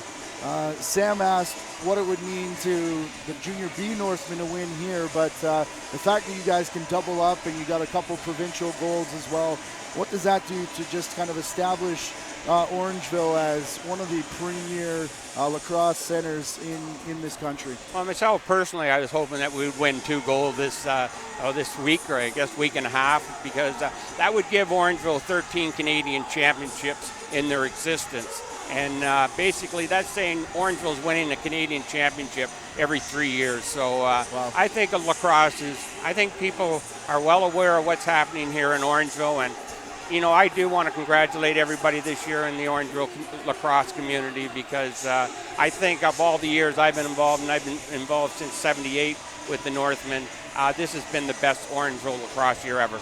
Now, just give me your quick thoughts on the actual town of Orangeville. Population, not even 30,000 as the welcome sign reads as you enter the great town of Orangeville. But this community coming together, as we mentioned, radio stations promoting this tournament. You go into the grocery store and they're asking what province you're from. How has this lacrosse community come together just during this week? And now, wow, Orangeville is the hotbed for lacrosse. Yeah, I was talking to a few of the people on the Orangeville Founders Cup committee, and they couldn't thank the town of Orangeville more. Like, the town of Orangeville stepped up, sponsors, people, just the community all in general. They've just, it's been unbelievable how the town has just sort of joined together like glue. So, unbelievable. Before we get you out of here, Shane, I have to ask you, we saw Josh was honored before last night's game along with the All-Star team in the tournament for making the NLL Hall of Fame. I know your family is very dedicated in lacrosse, and the Northmen. What does it mean to have 2 Sandersons now back-to-back years going into the NLL Hall of Fame? Well, very special, and rightfully they deserve it. Like, they were unbelievable players when they played. You know, that just the commitment both of them made to the game of lacrosse, and you know, and their sons are following them in that footsteps, and it just means a lot to our family. Like, we were back in '78, where 4 brothers started with the senior Northmen, and it's, you know, a lot of people relate lacrosse to our family, but there's other unbelievable people here in Orangeville, like Matty Sawyer and Bruce Codd and John Chandler. Absolutely. People like this. Keep going. We'll give you the whole intermission. Don't worry. Yeah, that just, you know, sometimes they might be overlooked, but these guys have just put endless hours into Orangeville minor lacrosse and junior lacrosse and that. And that's the whole secret to the Orangeville lacrosse. It's, you know, a lot of people say we're growing all this talent or whatever, but it's the guys that are done playing and they're putting back into the game in Orangeville. And this is why a community of 30,000 people can go out and play against metropolitan areas where they have 250,000 people in that. It's because these guys out in the floor here, someday down the road, they will put back into the game, and that's the secret to Orangeville lacrosse. While the Northmen are back on the floor now, you may have heard the cowbells in the background. Shane, we thank you for this, and we thank you for stepping in the other day for the call as well. Sam McDade is on the floor. She'll get us set for period number 3 as 20 minutes remain in the 2016 Founders Cup. Thanks, guys, so much. After 40 minutes of play, the score is 7-4 for the Orangeville Northmen. I had to interview a second Northman because I guess the Green Gaels have been feeling a little bit of pressure. They don't want to speak to media, so we're sorry about not being able to grab a Green Gael for you. Another Northman, though, and he says that, winning goals here at home would be ideal and would be amazing for their organization. It is the 2016 Founders Cup. We are 20 minutes away from getting our gold medalist. Let's send it upstairs to Spencer Tangway, Matt Carrick, who've got the call. Guys, go ahead. Thank you very much, Sam, and we are very privileged to have each and every one of you with us. And our thanks to everyone who's tuned in for the entire tournament. Seneca Nation of Indians sponsoring our Super Sunday broadcasts here, along with the Toronto Rock Lacrosse Club, the Rock Athletic Center, the Rock Elite League, and of course our 3-star selections at the end of each game. Today sponsored by Kahnawake CrossFit, looking to help people in the Native community of Kahnawake Mohawk territory battle with obesity, diabetes, and all the diseases that plague Native communities throughout Canada. A big supporter of the upcoming U19 tournament at the Iroquois Lacrosse Arena, August 24th to the 27th. Well, Matt, as faceoffs become more important, once again, quick rundown of the second period stats. Shots on goal after 2 periods. It's the Green Gaels leading the way, 29-27.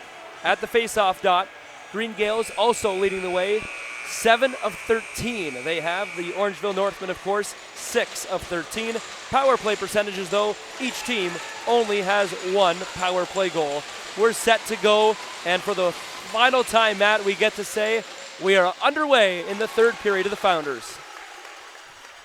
Hard to believe it's coming to an end. Big hit there into the backboards, and Riley Armstrong down, and he hasn't moved, as it'll be a checking from behind call from Max Schurz. And still doubled over is Riley Armstrong. Bruce Codd screaming across the floor. And yeah, that's a bad hit. Oh. You see him running towards the boards, and momentum carries Riley Armstrong right into the old Zamboni doors, it looks like, here at the Alder Street. And now the officials have elected that it is time to go for Mark Schurz.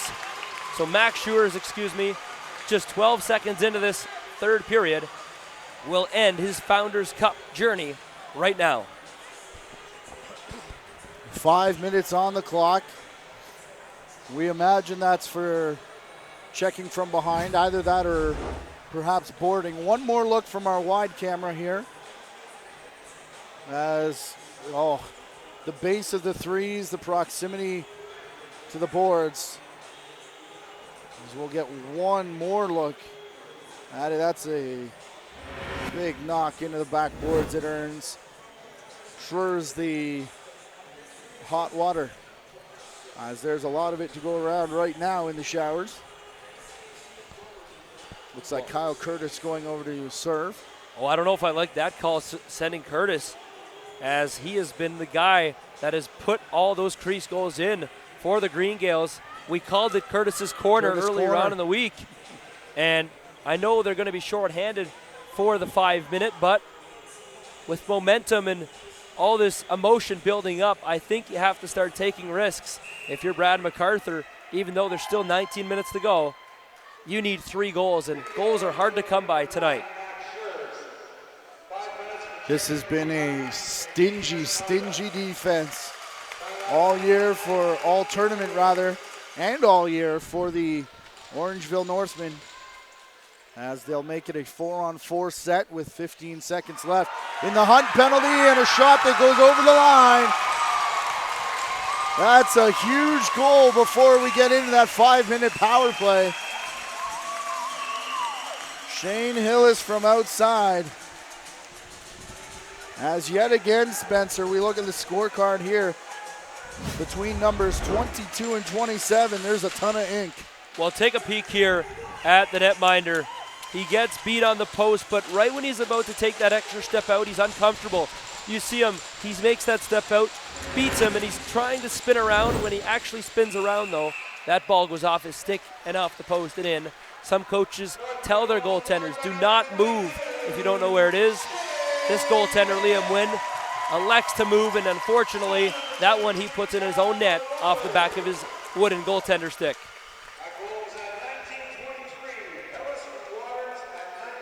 So Orangeville gets set up. They'll wait for the penalty to expire, and now it's a 4-minute and 20-second power play. And that is a major that they can score 2. And you sort of get the sense that that may do it if they are able to capture both of them. Oh boy, an own goal. I think he needs to get out of the net. Brad MacArthur knows it too, as that's a hat trick for Orangeville, and that'll make it 9-4, but I don't know if we're gonna see the very young goaltender go in the net. But I think it's time we do get a goaltending change. He's talking to his assistant coach. They haven't asked Ryan to even put the gear on yet, as Wynn is standing there. What happened here? Well, look at the Toronto Rock Athletic Center replay. Watch the netminder as he's going to score on himself as it's right through him. Waters hat trick, and that's a good game to get a hat trick, I'd say. Making a case for player of the game. It's 5 points. Kanawaki CrossFit 3-star selections coming up at the conclusion of this one. All the way up top. Played down into the corner of the rip, and that one saved by the Green Gaels, picked up by Mike Sutton, who kept it alive right at the horn on the shot clock. And we'll see Orangeville running everything down to the bottom of that 30 now. Hillis with those yellow-soled shoes. Back up, circling the crease now was one man. Back for Sutton. Up top, Waters again. Rips one off the backboards. Big stand for... Oh, that's a bad call. I don't know about this one as Bryce Tolmie gets around the corner. Here's the shot. Tolmie taken down after the save from Tanner in a high stick. Collision between pair of threes, Houghton and Tolmie. As Bryce Tolmie has taken a few in this game. Well, Neil McDonald says this is a high stick, but it's on the shoulder. It looks like it's just a bigger guy going against a smaller guy. But it will be a power play for the Gaels. Actually, no, Matt. They will not get a power play, as they still have to kill off another 2 minutes and 45 seconds of that 5-minute checking from behind call. Over the top, Bryant to the far side, Van Ryn working it outside. Van Ryn cuts back now in 5-hole on Tanner. He scores. Well, they never say never, and Derek Chu, when he joined me in the broadcast for the Bronze, said Calgary never gave up. This time the Green Gaels have that chance, as they will now trail by 4. And it's a 4-goal game, Matt, and 4 goals in lacrosse could easily be scored in a matter of only 2-3 minutes time. As here's the Toronto Rock Athletic Center replay. Well, watch the crease. This is the only thing I'd challenge if I was the coach. I think he was okay, though. As that angle is tough to tell, but here we go. We'll see. I don't think there is any complaints coming from Orangeville, as we will watch. And yeah, it's hard to tell, but it is a goal, so 9-5. No video review, of course, in the CLA, as the budgets and the cameras are not available at every single rink. So we stick to the referees. And of course, Neil McDonald, Jesse Smith, Trent Bray get those honors. And it's always great, Matt, as a referee to ref a gold medal game. Well, as we said earlier, not sure any of these players have played in an environment like this. Even Orangeville, they do get a ruckus crowd in here for their games, but this is pretty much, as we said, 50-50 split with the Green Gaels as the shot goes through. A sidearm play from Peroni, chased all the way back outside by Bryant. We're still 4-on-4. That's why there's no over and back, as Jeff Fernandez postures up there on Cameron Spencer. Fernandez from outside bounces it in. It goes off the back glass, and now we're going to have a foot race for it. As Orangeville running under it, and they'll get the restart. Should be back up at center, as they want to do it quickly, as they get it to Riley Thompson, and that allowed the Green Gaels right in front of their own bench to get the change in. Dominique sets the pick, goes to the net, and that shot in on Wayne. Bounces straight out though. Racing down the far side first, straight down the middle now for Justin Bragg. That shot, Tanner makes the save, may have hit a piece of the post as well. Stop signs are up, but they got a 2-on-1. Back for Hunt. The captain scores in his final Junior B game. Well, now he takes out his own guy, as they are so excited, these Orangeville Northmen. But Peter Hunt, the defenseman on the transition, gets his first Founders Cup gold medal game goal, as the Orangeville Northmen stretch that lead once again to 5. As we'll take a look at the Toronto Rock Athletic Center replay. It starts with Armstrong. Armstrong has Hunt coming up. They had a 2-on-1 like you mentioned, but the bench was saying stop. But how do you stop a 2-on-1 tranny like that? As Hunt and Armstrong really are working well together all weekend long, and that one is just more evidence of why they are so fast. Penalty box door opens, and Houghton was all over the ball carrier right in front of where he was at, and now going off slowly is Mikulak, as Orangeville gets 5 on the floor. 30 seconds left in the major. Already 1 off that, as it was the Waters hat-trick goal that trickled over the line. Back up top for Waters again, over to this side, and that one hooks a little bit as there was a man right in on the hands. Sending it back, this one's going to be lifted up into the screen by Grayson Houghton. Well, as Matt, the Green Gaels bring it down the far side. Not too many Ontario hosts and not too many hosts get to host this event, obviously only one a year. And there's been so many great venues. The Iroquois Lacrosse Arena just a few years ago when Six Nations won at home. The Guelph Regals hosted. They didn't even make the playoffs, or they did make the playoffs, but they were beat out early, hosted, and they almost beat out Six Nations in the finals. It always seems that host has such an advantage playing at home in front of a great crowd. And when the Regals played at home, they had the Sleeman Center, a much bigger venue, and they filled that place. So the host teams always seem to do so well in these tournaments, and it looks like we may have another big host story here with the Orangeville Northmen. Well, we talked about that Nova Scotia bronze medal. Absolutely. When it was down in Nova Scotia as well. As a few years ago in Halifax, that was when Rebels won that one too. That was the last championship of their 4 in a row.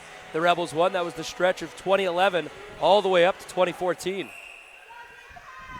Halton Hills in 2010 in Mimico, as they were pretty close to home as well. We've got in touch with a couple of those 2010 champions, including Shane Scott checking in on Twitter.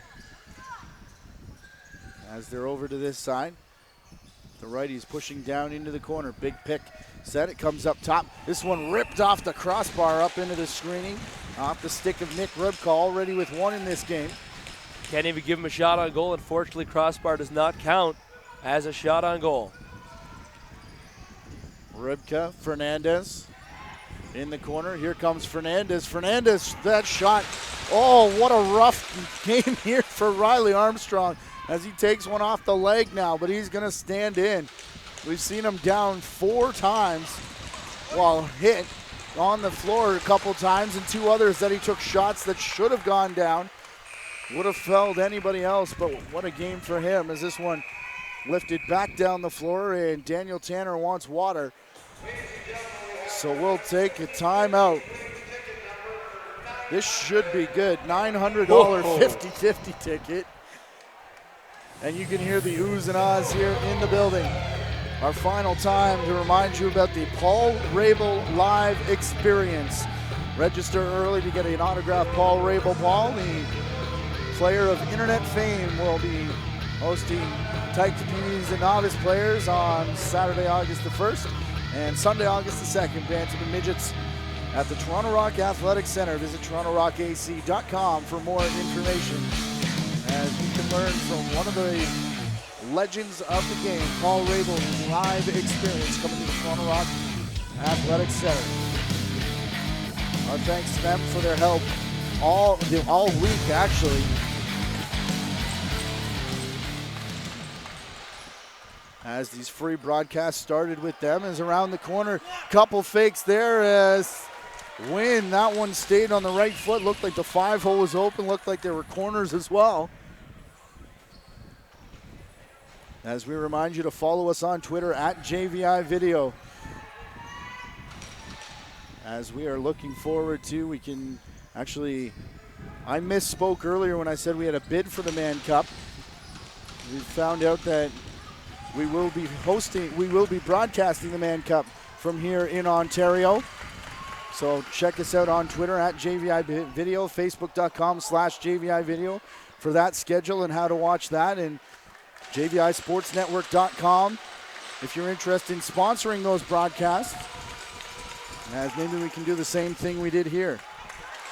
Splitting the defense, coming in on the wrong side though. Big tug there from Malcolm Young. He goes down, still down in the corner. He may be hurt here as the pile comes over top. No call upcoming though, except for possession as they whistle play in. And wow, the referee just hands the Orangeville Northmen player a stick and tells him to get up. Peter Hunt has to give chase now as he comes off the bench. Scrambling play here as now a Greengale player comes off for a change. A lot of crossing over on that right offensive side as this one's going to be pulled back. Intercepted though as they tried to go for Fernandez. As the shot clock now resets, it didn't initially as they play real slow ball here for Orangeville. Only 11:35 left to kill, and if they could hold it, that would be their first Founders Cup all the way back until the 1990, the Orangeville Northmen's last Founders Cup. They honored them, that team, the 89 and 90 team, that won back-to-back Founders Cups on Thursday night here in the building prior to the game against the Seneca War Chiefs. Fantastic game, another good one here as this one looked like it was saved by Tanner before going way high. Running underneath of it though is Ben Mercy. As Mercy will go up the far boards. Down the far side. Two NLL Hall of Famers on the back-to-back Founders Cup winning teams as Pat Coyle and Patty O'Toole were part of that. Here's Wynn keeping that one in the crease, and every time possession goes down, we take a peek at the clock, and it's going too slow for Orangeville, but too fast for the Green Gaels. Well, I'm wondering when MacArthur yanks Wynn and gets him out of the net for a 6-on-5 opportunity.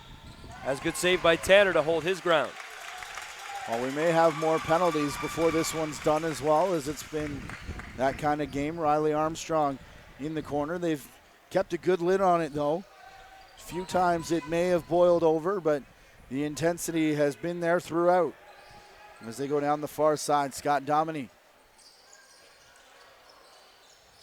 on the tiptoes. Back to his right, trying to force the one-on-one situation. He has Deacon behind him. As now it'll be bumped. And the Green Gaels up to center, led by Connor Van Ryn. Very raucous crowd, as we talked about, to start this game. They've settled in now anyways. As they work out of the corner, big moving pick and a big-time collision after the fact. As Van Ryn is going to stay back to apply a forechecking pressure, pushing down the far boards. Seneca Nation of Indians, Toronto Rock, our free game day sponsors today, as we await the naming of the Kahnawake CrossFit 3-star selections. Tweet us at JVI Video. As Hillis chases his man to the outside. This one's going to be flipped up top. There's Jeremy McWaters.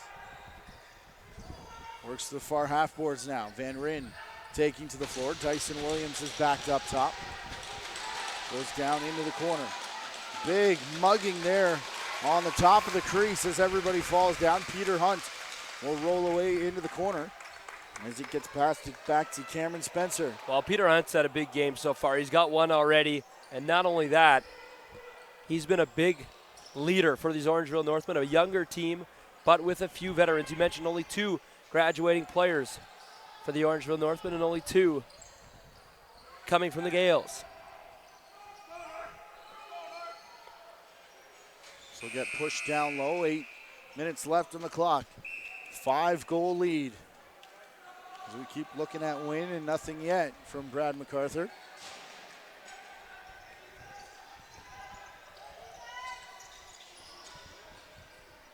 Yeah, that's okay.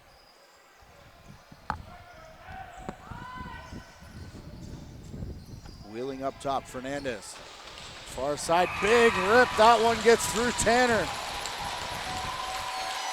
Matt Shand letting fly on the far shooter spot.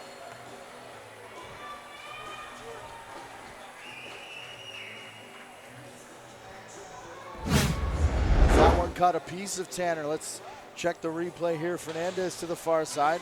A lot of room, a pick in front from Van Ryn as well to open that up.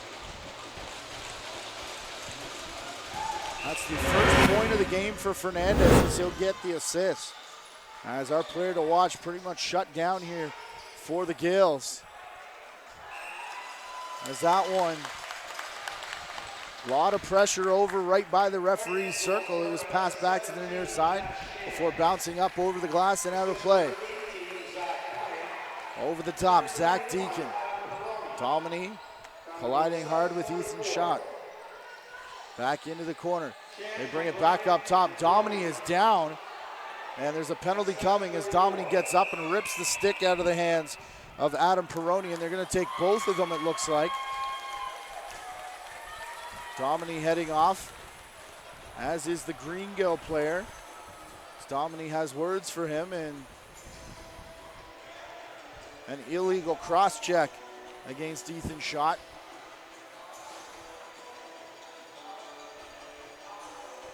And a holding call as Scott Domini had the stick in his hands. We go back to 4-on-4 with 7:15 left to play here in period number 3. 4-on-4 set, 4-goal lead. Well, what a game we have going, and I mean, when I say what a game, I mean this is a lacrosse game. Lacrosse is a sport that's supposed to be celebrated as Canada's national sport. Every single standing room seat is sold, every single seat in the building is sold, and we've had a bit of everything, a bit of rough stuff, goaltenders shining, and a lot of goals.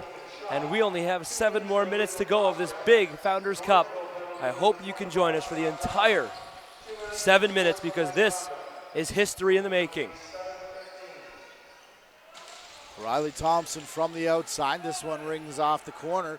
It's going to bounce all the way down the floor. A couple extra bounces back for Daniel Tanner as he wings it and goes way high and hits one of the light standards. These halogen lights just sort of hang from the ceiling as that one drilled it. And the Green Gaels called for too many men. And they had 5 on. Brad MacArthur and his offensive coach do not know how that happened, but they got to regroup. They got to play defense now. They're screaming at the refs for starting play with 5 on, and Riley Thompson scores. Well, tournament MVP in my eyes and your eyes too. Riley Thompson, he's had one of the tournaments to remember. That's got to be close to his 30th point of this tournament. 11-6 score now for the Northmen. They got to be inching closer and closer and got to be getting more and more excited as they now lead by 5. Take a look at that shot on the Toronto Rock Athletic Center replay. As we see a couple Green Gael fans get up and head out. Down by 5 with 6.5 to play, 4-on-4. The third 4-on-4 goal of the game. Peter Hunt, Shane Hillis, and now Riley Thompson, all 4-on-4 to add to 2 power play goals and a shorty. Up top for Fernandez, just the 1 assist in this game for Fernandez as he goes to Brian, who ducks under a check.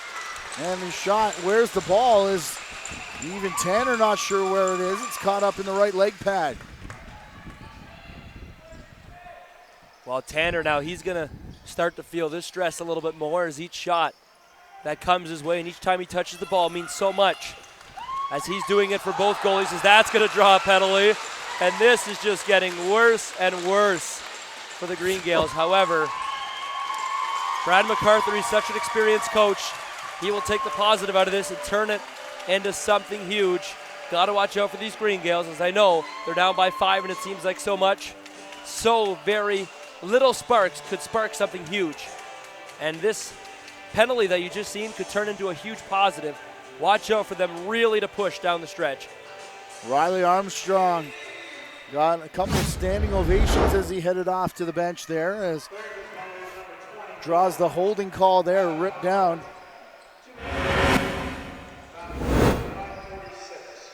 There's a number of ways we can go with our 3-star selections. 5 minutes will be our last call for the Kahnawake CrossFit 3-star nominations. As they send it up top for Hillis, down to Thompson. Thompson winds and fires, it rolls straight back up top. And Waters fainting like he was going to shoot as Dominique comes out of the box. And 5-on-4 now for the Northmen as Zach Deacon will take up the crease spot. Here's Thompson. Hillis faking. Back here for Waters as the shot comes from Mike Sutton. Back in for Wynn, who makes the save. Connor McGee. He's playing in his last junior game here this evening. We'll bounce it up. 10-second violation as a nonchalant bounce up to Matt Shand as he didn't get across the timeline. A couple mental mistakes now on the bench of the Green Gaels. Will one more be enough? That's the question, Matt. Will one more really, I think, put a dagger in the heart of the Gaels? Well, that remains to be seen. 4 minutes now as this clock continues to tick down. Either way on the Junior B season here in Canada. Run over far side, and they say that was on the loose ball as they'll put it into the corner. And this Northman team, their clock management in this tournament has been so on point. In that game against Saskatchewan, last night against Calgary. And they're doing it here again against the Green Gaels. 2 for 7 now in the power play. Back to 5-on-5 as they go up top. A change-up shot now from Sutton. That one gets in and Wynn makes the save. Hillis straight on the ball carrier though. Van Ryn can't get out over center as they continue to harass him. We are 5-on-5, so no 10 count here.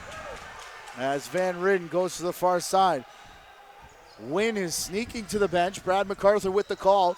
And Wynn didn't see it. Tells him to go back. It was going to be the delayed pull as everyone postures up over the ball, as nobody wanted the actual possession there. As Peter Hunt will backtrack. Well, we know Orangeville's not really pushing the clock anymore, not going for any more. But they just have to make sure that they are very safe with their ball movement and where they move the ball. As now they stretch the floor out on the corners. 2 guys play the neutral zone, 2 guys way deep, and they play the 1-2-2, really opening up this floor. No one in the middle. These Orangeville fans seem to know what's about to happen here. 2.5 minutes away from one of the biggest parties in this city. They haven't been able to celebrate a Junior B title since 1990.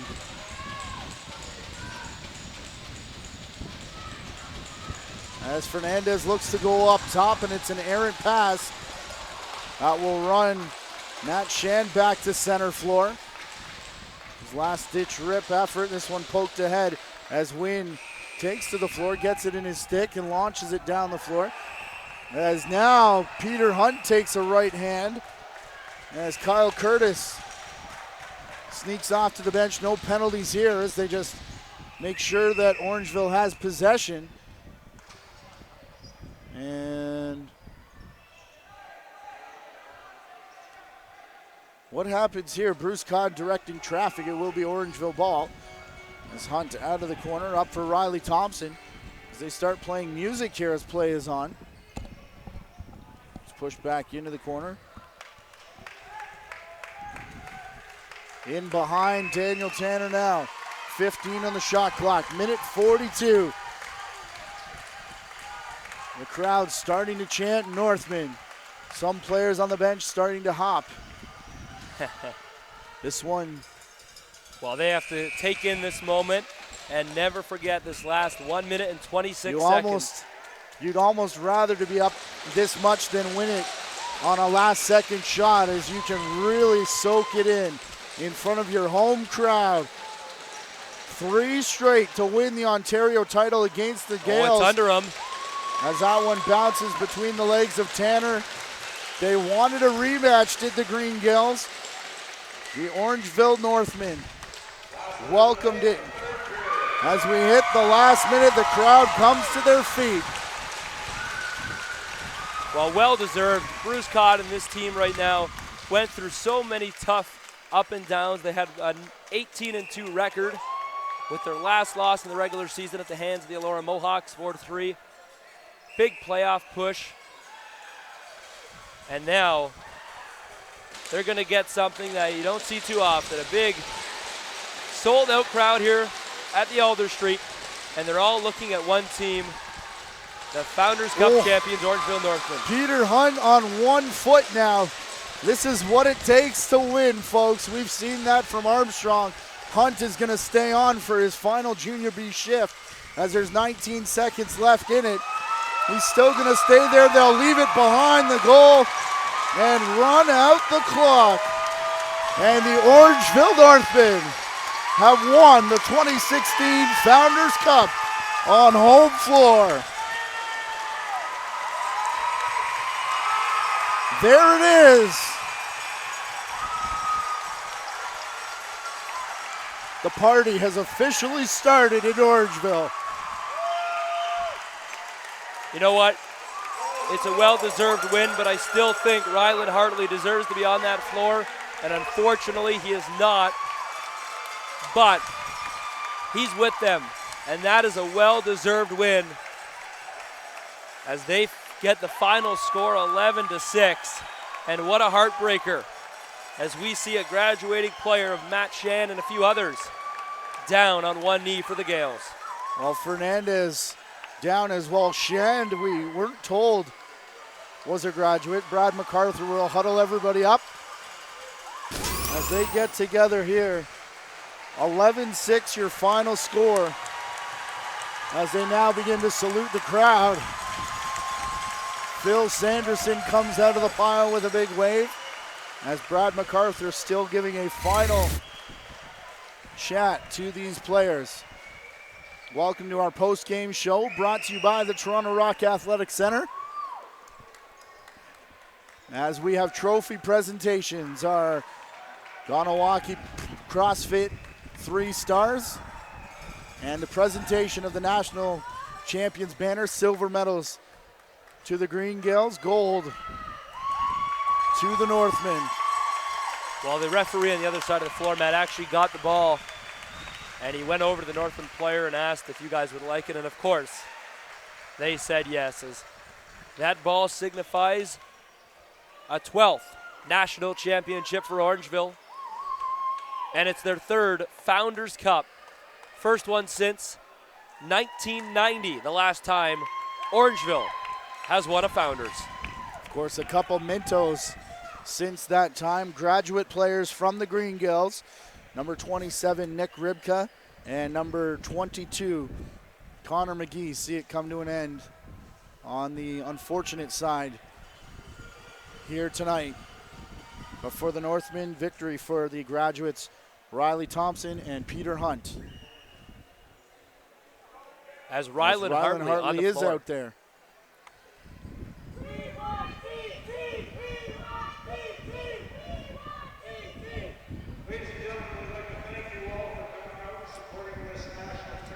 Let's listen in floor side for the trophy presentation.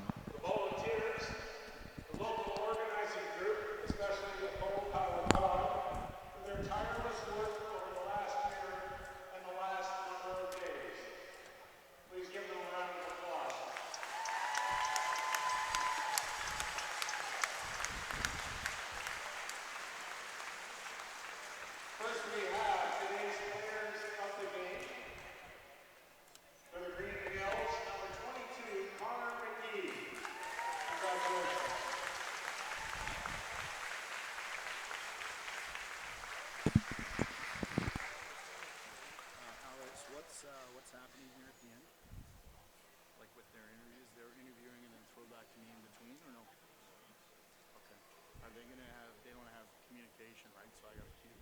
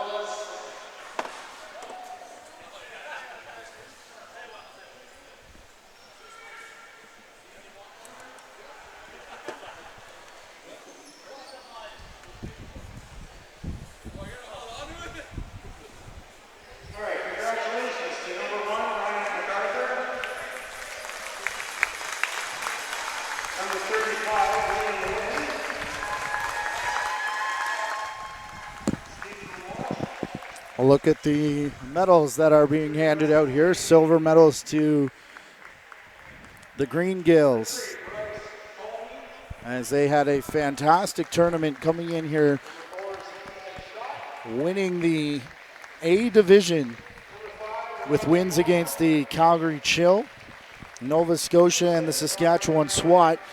We thought it was the easier division to come through, but then they got stuck in the crossover, having to make it, beating the Blizzard 15-1.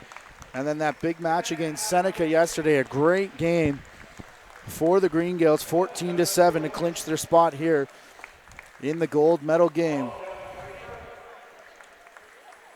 As they go down the list, your final score once again, 11-6. Great tournament from Matt Shan, Zach Bryant, of course Adam Peroni, like we said, Nick Ribka, and Connor McGee, the graduating players, as Jeremy McWaters, a good game yesterday. Connor Van Ryn, a good tournament for him as well. Liam Wynn, Ryan MacArthur started the line, the two goaltenders here for the Green Gaels.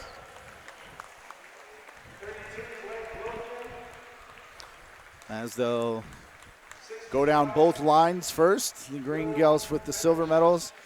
The gold medals will be awarded to the Orangeville Northmen.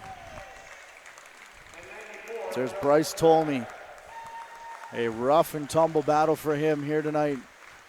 As we look around, a lot of hugs on the concourse, especially for some of the parents, as now the coaching staff will be honored. Knowing Brad MacArthur as well as we do, a good friend of the JVI Sports Network. Obviously very disappointed for him, as he will be the first one to tell you he likes to reserve this time for the players, but the coaches do come out now, as the equipment manager as well, come out and get their medals. A disappointing end to this season. For the second time, the Green Gaels stand opposite the Northmen, having lost a series here.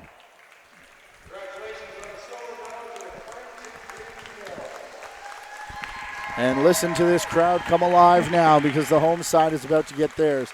Green Gael fans standing and applauding their home fans, but we'll just let you listen in to the Orangeville Northmen as they get their gold medals here at the Alder Street Arena.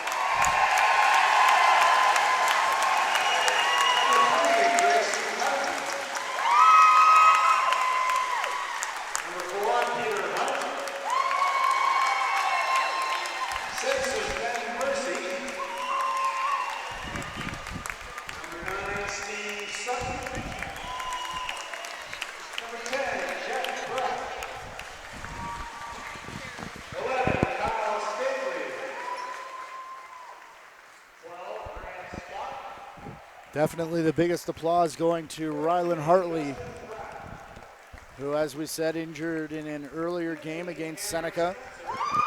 Missed the last couple, as you can tell where each family is sitting as each player gets announced here in the building. There's a big cheer from one part of the stands. Rylan Hartley now finishing off. Brad MacArthur with a quick word for him. Has a good show of sportsmanship there. The Orangeville Northmen going down the line of the Green Gaels. Handshakes as they accept their gold medal. Big cheer for Kyle Waters. Riley Thompson again, one of our top players here. An outstanding tournament for him as we get into some of the big players here on this Orangeville roster. Riley Thompson, Kyle Waters, who finishes with 5 points in this gold medal game. Mike McConnell, the shorthanded goal. Sutton, 2 goals, 1 on the power play, added an assist as well. As now a lot of good Orangeville names coming up now. Bruce Codd, Phil Sanderson will get big rounds of applause here. And I believe a kiss from his wife down there helping out. And big high five from Phil Sanderson, Bruce Codd going down the line. Being in Ontario, these two teams get to see a lot of each other over the course of many seasons. And not just this league, these coaches have been playing against each other for a long time. And there's a lot of respect on both lines. As now the gold medals have been handed out.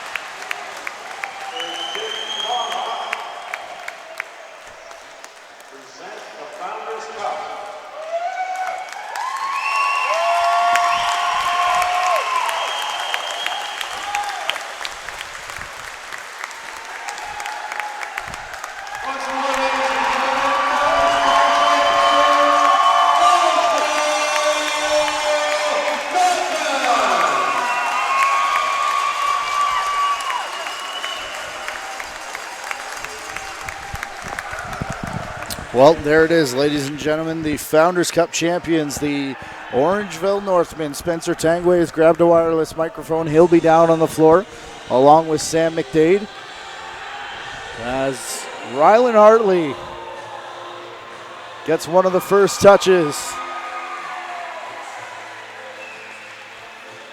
Fantastic season.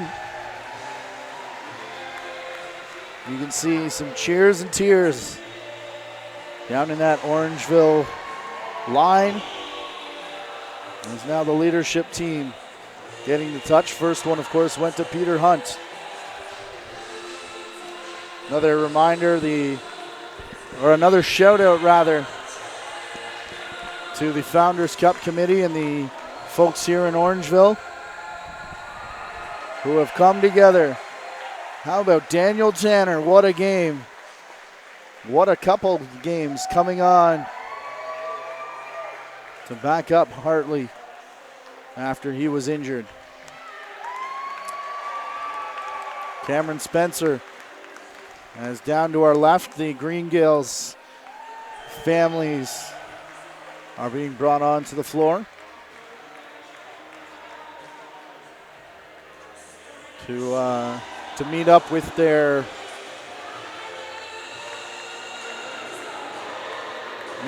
players and celebrate what has been a great season and a great tournament. Again, just 2 graduates from both of these squads, so it'll be a tough Junior B season again. As there's your final score one more time, 11-6 here for the Orangeville Northmen, who are your Founders Cup champions after a fantastic week.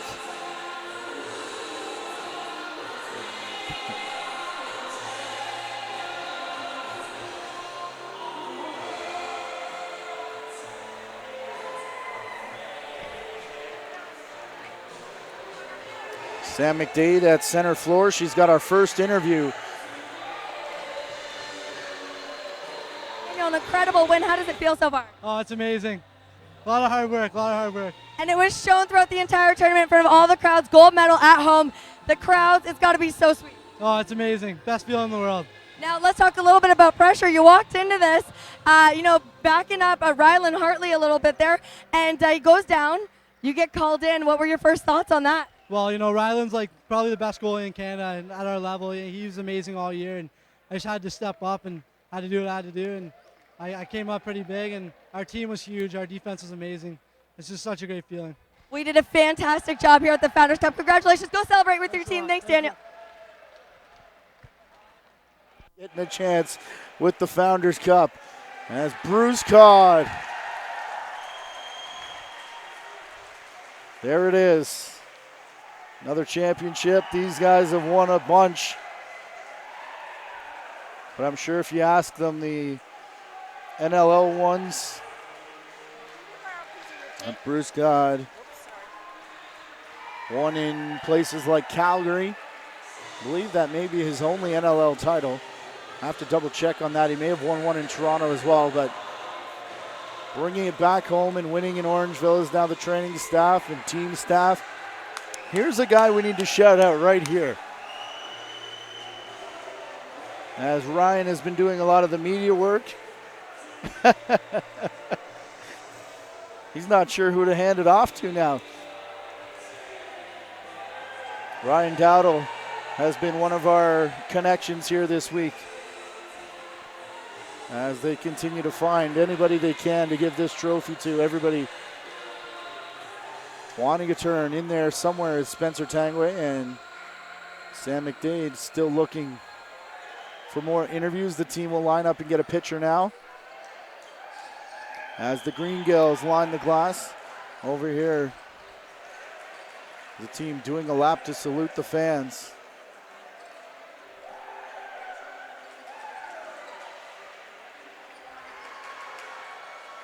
They have fans lining the boards. The celebration will calm down a little bit as they pass by the Green Gaels, as most of their fans are down in this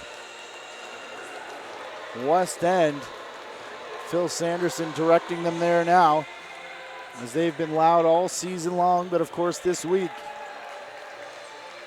as well, as that didn't actually make it down into the corner where they're situated. Thought they were going for the team pitcher, but still looking for Spencer Tangway, still looking for Sam McDade. As Sam has come out of the pile a little bit, Spencer has as well.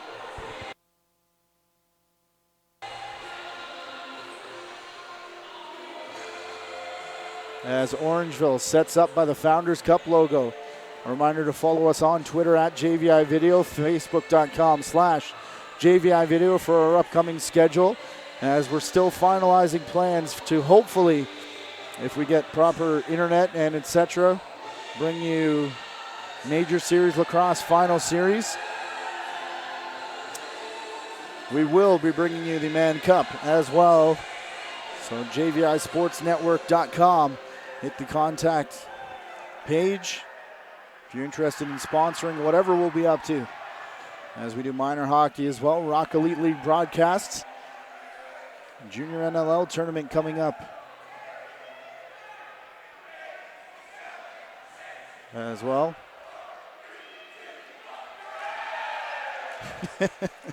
Orangeville Northmen sitting on top of the Founders Cup logo as they count down until the pitchers are done.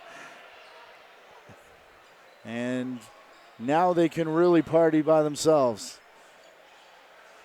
Spencer and Sam will jump in there somewhere. Still to come, Kanawaki CrossFit 3 stars of this championship game, as there's the Clarington Green Gaels.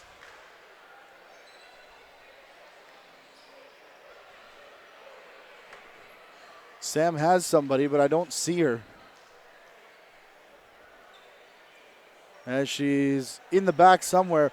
Oh, there she is, Sam McDade. Go ahead, please. Stayed alongside MVP of the gold medal game, Riley Thompson. Riley, how does it feel, first off, to be a gold medalist at the Founders Cup? It feels unbelievable, especially to do it here with this crowd. All the people supporting us, it feels nice to bring it home. Let's talk about the incredible show you put on. You had a really great goal, the 11th one. It kind of just sealed the deal at the end there. Let's talk about your 3 goals, though, throughout this tournament. Game. Well, I didn't have to run through, guys. It was all the help of my teammates. They found me open, and they're getting to the right spots, and they made it easy on me. Well, I definitely saw some fans cheering for you. Your brother, one of them in the crowd. How has it been, playing in a lacrosse family? This must be quite the accomplishment to bring home and say, top that. Yeah, it's unbelievable having these guys here give me the nod right now. It's unbelievable. I can't explain it. Yeah. Right on. We'll go celebrate with your team. Thanks so much for the interview. Thank you very much.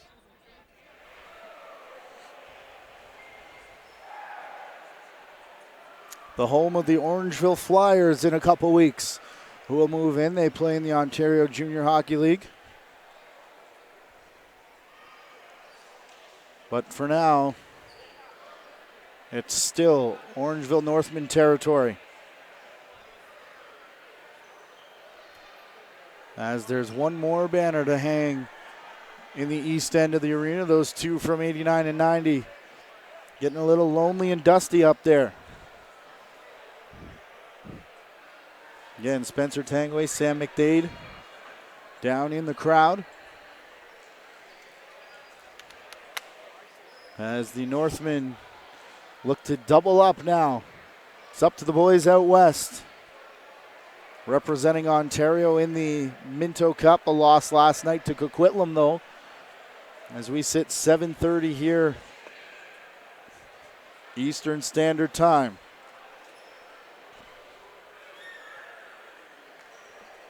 Minto Cup action coming your way. We're about half hour from the start of the Peterborough Lakers Six Nations Chiefs game. As Sam is somewhere in the crowd again. As Sam, I believe, has found the captain, Peter Hunt. If she can see me, go ahead, Sam. Congratulations on a gold medal win at the Founders Cup at home. We talked in the first game. A lot has changed since then. Let's just go over, how does it feel to be gold medal champions? Oh, it's awesome. It's just so happy and so proud of this team getting this far and winning this game. Just to win it all. It's awesome. Right on. You guys had an incredible game. Was there ever a moment where you doubted that you guys weren't going to come home with this cup? Oh, well, they're a good team down there, so we had to play our best. We knew we had to, and a lot of respect for them down there. They brought a good game, and we're just happy we pulled it out in the end. Lastly, how do you feel about being the captain of this team that wins the Founders Cup at home? I'm just so proud of these guys. We've been playing together our whole lives, and finally we made it here, and we won it. So just so proud, and so proud of the town for putting this together, and just so thankful for this opportunity. Well, thank you so much for all the interviews all week. I'm going to let you celebrate. Let's keep it short. Go ahead. Right, thanks so much, Peter. Thanks to Peter Hunt and Sam McDade. And Spencer Tangway trying to catch up with Rylan Hartley, it looks like, who now gets a handshake from Nova Scotia head coach Brandon Sanderson. Of course, Orangeville blood in him as well. As Sam is trying to find Kyle Waters, we're going to have back-to-back interviews here. It's a race to the Founders Cup logo. As Sam gets there first. Waters, Kyle, congratulations on being a gold medalist at the Founders Cup in 2016. How does it feel to win this at home? I don't know. It's pretty speechless. I don't have many words for this one. I saw a really heartfelt moment between you and your mom, and there wasn't a lot of words between the two of you. How does it feel to share this with her at Orangeville? It's pretty awesome. I lost my dad, but I know he's watching, and just this moment is pretty special. So. He's definitely watching over the whole Northman Orange organization tonight. Well, you know what? You put on an incredible show. You had 2 unassisted goals, I think it was, and an extra one. I'm going to let you go celebrate, but congratulations. And one last thing, what can we expect next year? Same thing. I think we're going to come back even stronger next year. So we just got to repeat our title. This is our title, yeah. Right on. Well, thanks so much, Kyle. Go ahead and celebrate. Thanks. Alrighty, I'm on the floor now with Rylan Hartley. And Rylan, you went down with a huge injury against Seneca, but you were still here to celebrate this Founders Cup. What does it mean to see your backup goaltender, Daniel Tanner, and a true friend, come out huge for you today? Huge. Like, it means everything. Like, he was there for me the whole season. He sat out, watched me do my thing, but for him to step up, he deserved it more than anyone. Like, huge play on him. You saw your friends and you saw your teammates win on home floor. This could mean so much more winning on the road, but it means so much to win here in a hotbed like Orangeville. What does it mean to wear that Northman sweater? It means everything. Like, when I wear it, I have so much, I'm honored to wear it. It's a fucking it's a privilege, and everyone that wears it is just brothers. Like, there's no way to describe when you put on this jersey how great it feels. Alrighty, and thank you for your time. Congratulations once again, Rylan. You're a Founders Cup champion. Thank you. We are live on YouTube. We apologize for Rylan, who now has a chuckle with his family as he pops out. And I believe Sam McDade has found Shane Hillis. Sam McDade alongside Shane Hillis of the Orangeville Northmen. Shane, congratulations first off on being a gold medalist here at Founders Cup at home. How does it feel? It's undescribable. It's the best feeling in the world. Have you winning at home, have the full crowd here. Words can't describe it. There was a moment where everyone was on their feet. How did you guys feel throughout the game? You must have heard the crowd for sure. I mean, right off the start, I think all the boys were a little bit nervous. We were squeezing the ball a little, not catching it out there, and yeah, we kind of just got more into it in the game. Yep. What did you think of his performance today? Oh, ballsy player. He's out there. That's Cat Daddy. That's what he does. So I got a couple A's here. What's it like leading the team, through the Founders Cup at home and definitely winning gold? Feels awesome. I mean, ask Shaner. Words can't describe it. Words can't describe it. Well, right on. I'll let you guys continue to celebrate. I already got you earlier. How does it feel to be a gold medalist? Oh, it feels great, But, I mean, these guys won it for me when I went out for an injury. But, I mean, it was real good to see them get it done, too. Awesome. We'll let you guys celebrate. Congratulations. Thanks so much for the interview, guys. Popular spot, or Sam's a popular person down there as the crowd starts to build. As they open the back door, the sun sets on the Ontario and Canadian Junior B 2016 season. The Orangeville Northmen, the Founders Cup champions for the first time since 1990, as we said. And this is going to be a party that runs long into the night. Again, encourage you to, if you're in the area, join our friends at TV Kojiko, who will have the Peterborough Lakers broadcast tonight. We, of course, are able to do that as we brought you gold medal coverage here.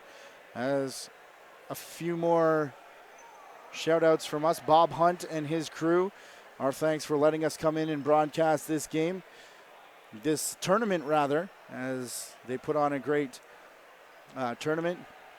And as we said, to Ryan Dowdle and his media crew and their expansive team of volunteers, that's been fantastic. To each and every one of the coaches, as we usually have to interrupt their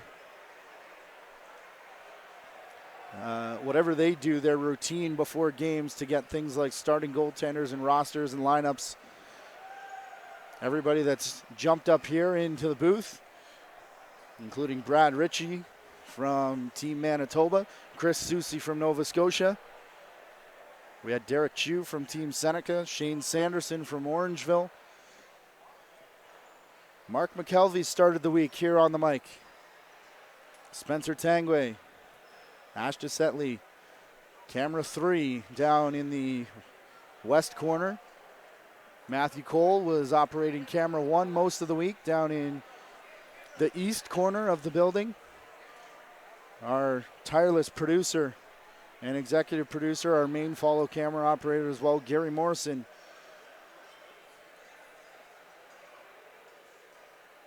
Up here alongside us managing this and many other things throughout the week as the phone continued to ring as we looked for sponsors and negotiated those contracts. Tried to figure out the rest of the week if we can bring you major series lacrosse finals. Gary Morrison, and we'll continue with our shout outs, but we found Bruce Codd somewhere here in Orangeville. He joined Spencer Tangway. I'm on down the floor with the head coach of the Orangeville Northmen, and the feeling inside right now, you've said it probably 100 times. What does it mean to win a championship here in Orangeville in front of these great young men? It's extra special. I mean, what a great week. I mean, been a lot of hard work to get here, not only on the floor, but the organizing of it, and to see the people come out like they did today and get behind us, and and the boys, the effort they had to do it at home is just that much sweeter. Obviously, the host automatically in, but what a road it was to get here. The Windsor Clippers seem to be the team that almost pushed you guys out of the playoffs, but obviously here you'd be. What was it like to just keep your guys motivated, even though you earned a spot automatically? Well, it was one of our, we had a couple goals at the start of the year, and one of the big things that we talked about right from day one was earning our way in. And, it would have been easy maybe sometimes in that Windsor series because they really pushed us and really beat us up in a lot of ways to probably say, don't worry about it, we'll go. But we thought it was important to be going in on a high note and to be continuing playing. You don't want to be sitting off 2 or 3 weeks to come into a tournament like this. So, it's just a testament to the character of those kids there.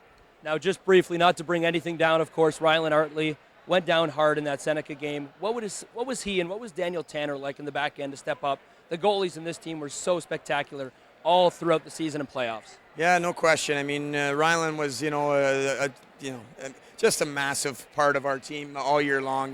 We don't have the success we do without him. He was the MVP of the Western Conference for a reason. He was that good, and when we lost him, obviously you're disappointed, especially for Rylan. And at the end of the day, though, his health was paramount, right? But I'll tell you one thing: we had 3 or 4 times this year where Rylan, either wasn't maybe having a good night or the game in Windsor where he went off with a medical emergency and Daniel stepped in. And we knew, we targeted Daniel before the season started. He was here 2 years ago, so we knew we were getting a good one. And, as I told the boys tonight, we lost the best goalie in Canada, but I think the second best goalie in Canada stepped in and just did a phenomenal job here tonight. Well, thank you for your thoughts and congratulations once again. Thanks very much. Thank you. All right, Sam McDade beside Dave Hillis, Shane Hillis' dad. Shane Hillis' dad. Dave, you also were doing some equipment managing here for the team. You were talking about how you did it in other games as well. Touch on that for us, will you, and the viewers, and just let us know what you do for the club. Actually, I'm just the equipment guy. I call myself the water boy, glorified water boy. I actually quite enjoy it. Someone's got to fill the water for the kids, so I enjoy it, and it's all about the kids. So working for 2 championship games and missing those to work for your son's team, which is pretty fantastic. But let's just touch on Shane himself. What was it like watching him through the Founders Cup put on such a spectacular performance all week? Actually, I got to see a few of the games. I wasn't allowed on the bench because I don't have my coaching credentials to be able to pour water. So I had to stay in the back alleyway, so I've missed watching him in 2 national championships, but I got to see him a little bit. I don't really cheer him on or curse him because he usually tells me where to go very, very quickly. So I told to shut up and stay in the background. So. So as part of this team for the entire year, just touch on, the team that is the Orangeville Northmen, what it means to really be a Northman and their journey that they've done to get here and win gold right at home. First of all, the Northman organization, right from the minor up, has developed a great system. I think any player that comes up through there, coaching, whatever, is quite proud to be a Northman one way or the other. And, it's great that we have veteran Northmen coming back and volunteering their time to coaching, because that is what makes our organization so strong. And without them, I don't think we would be strong at all. So we need that talent coming back and teaching the kids again how to do it. Well, a lot of heritage here. We can definitely see the little ball boys who they want to be future Junior B champions like this Northman. Let's send it back upstairs to Spencer Tangway and Matt Carrick, and they're going to close out today's show. Thanks, guys, so much for listening to me and all the interviews here on the floor. Sam McDade for you. Back up to you guys.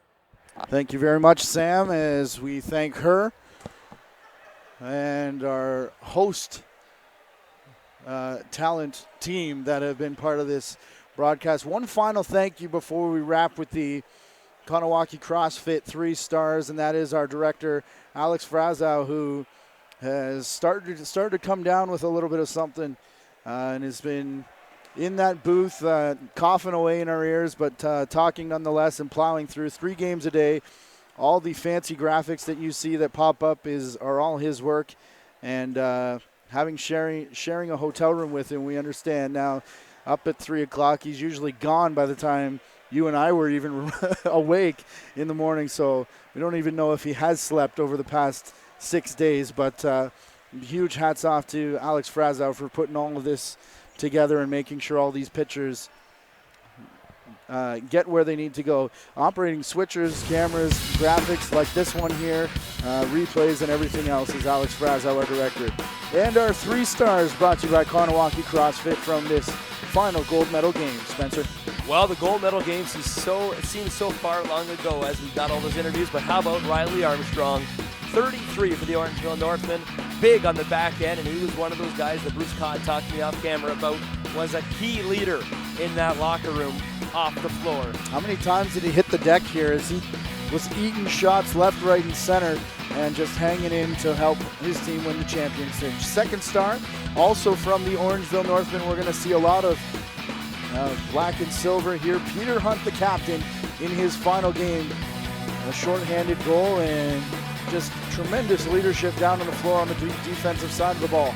And your first star of the game, Matt, I think this guy deserves it, as he has had one great tournament, and that is Riley Thompson. No MVP of the tournament award given out, but on the JVI Sports Network, we do. And Riley Thompson. We weren't entirely sure of the process, but if there was, it would definitely go to Riley Thompson. Those are the Kanawaki CrossFit 3 stars. Our thanks to the Toronto Rock Elite League, Toronto Rock Athletic Center for their help all week, to Extreme Threads, to Smokin' Joe's, and of course to Seneca Nation, Kanawaki CrossFit, our sponsors, and the Green Gaels Junior B jersey sponsors as well. Ladies and gentlemen, stay tuned to our Twitter account at JVI Video, as we're hoping to bring you live from the ILA game number 2 of the Major Series Lacrosse Championship, Ontario Championship rather, on Tuesday night. We'll have more information up there. The Orangeville Northmen are your national champions in Junior B lacrosse. Congratulations to them. Thank you each and every one of you for sticking through 23 games. On behalf of our great JVI Sports Network crew I have just mentioned, I am Matthew Carrick, and we say so long from the Alder Street Arena. This has been the 2016 Founders Cup on the JVI Sports Network.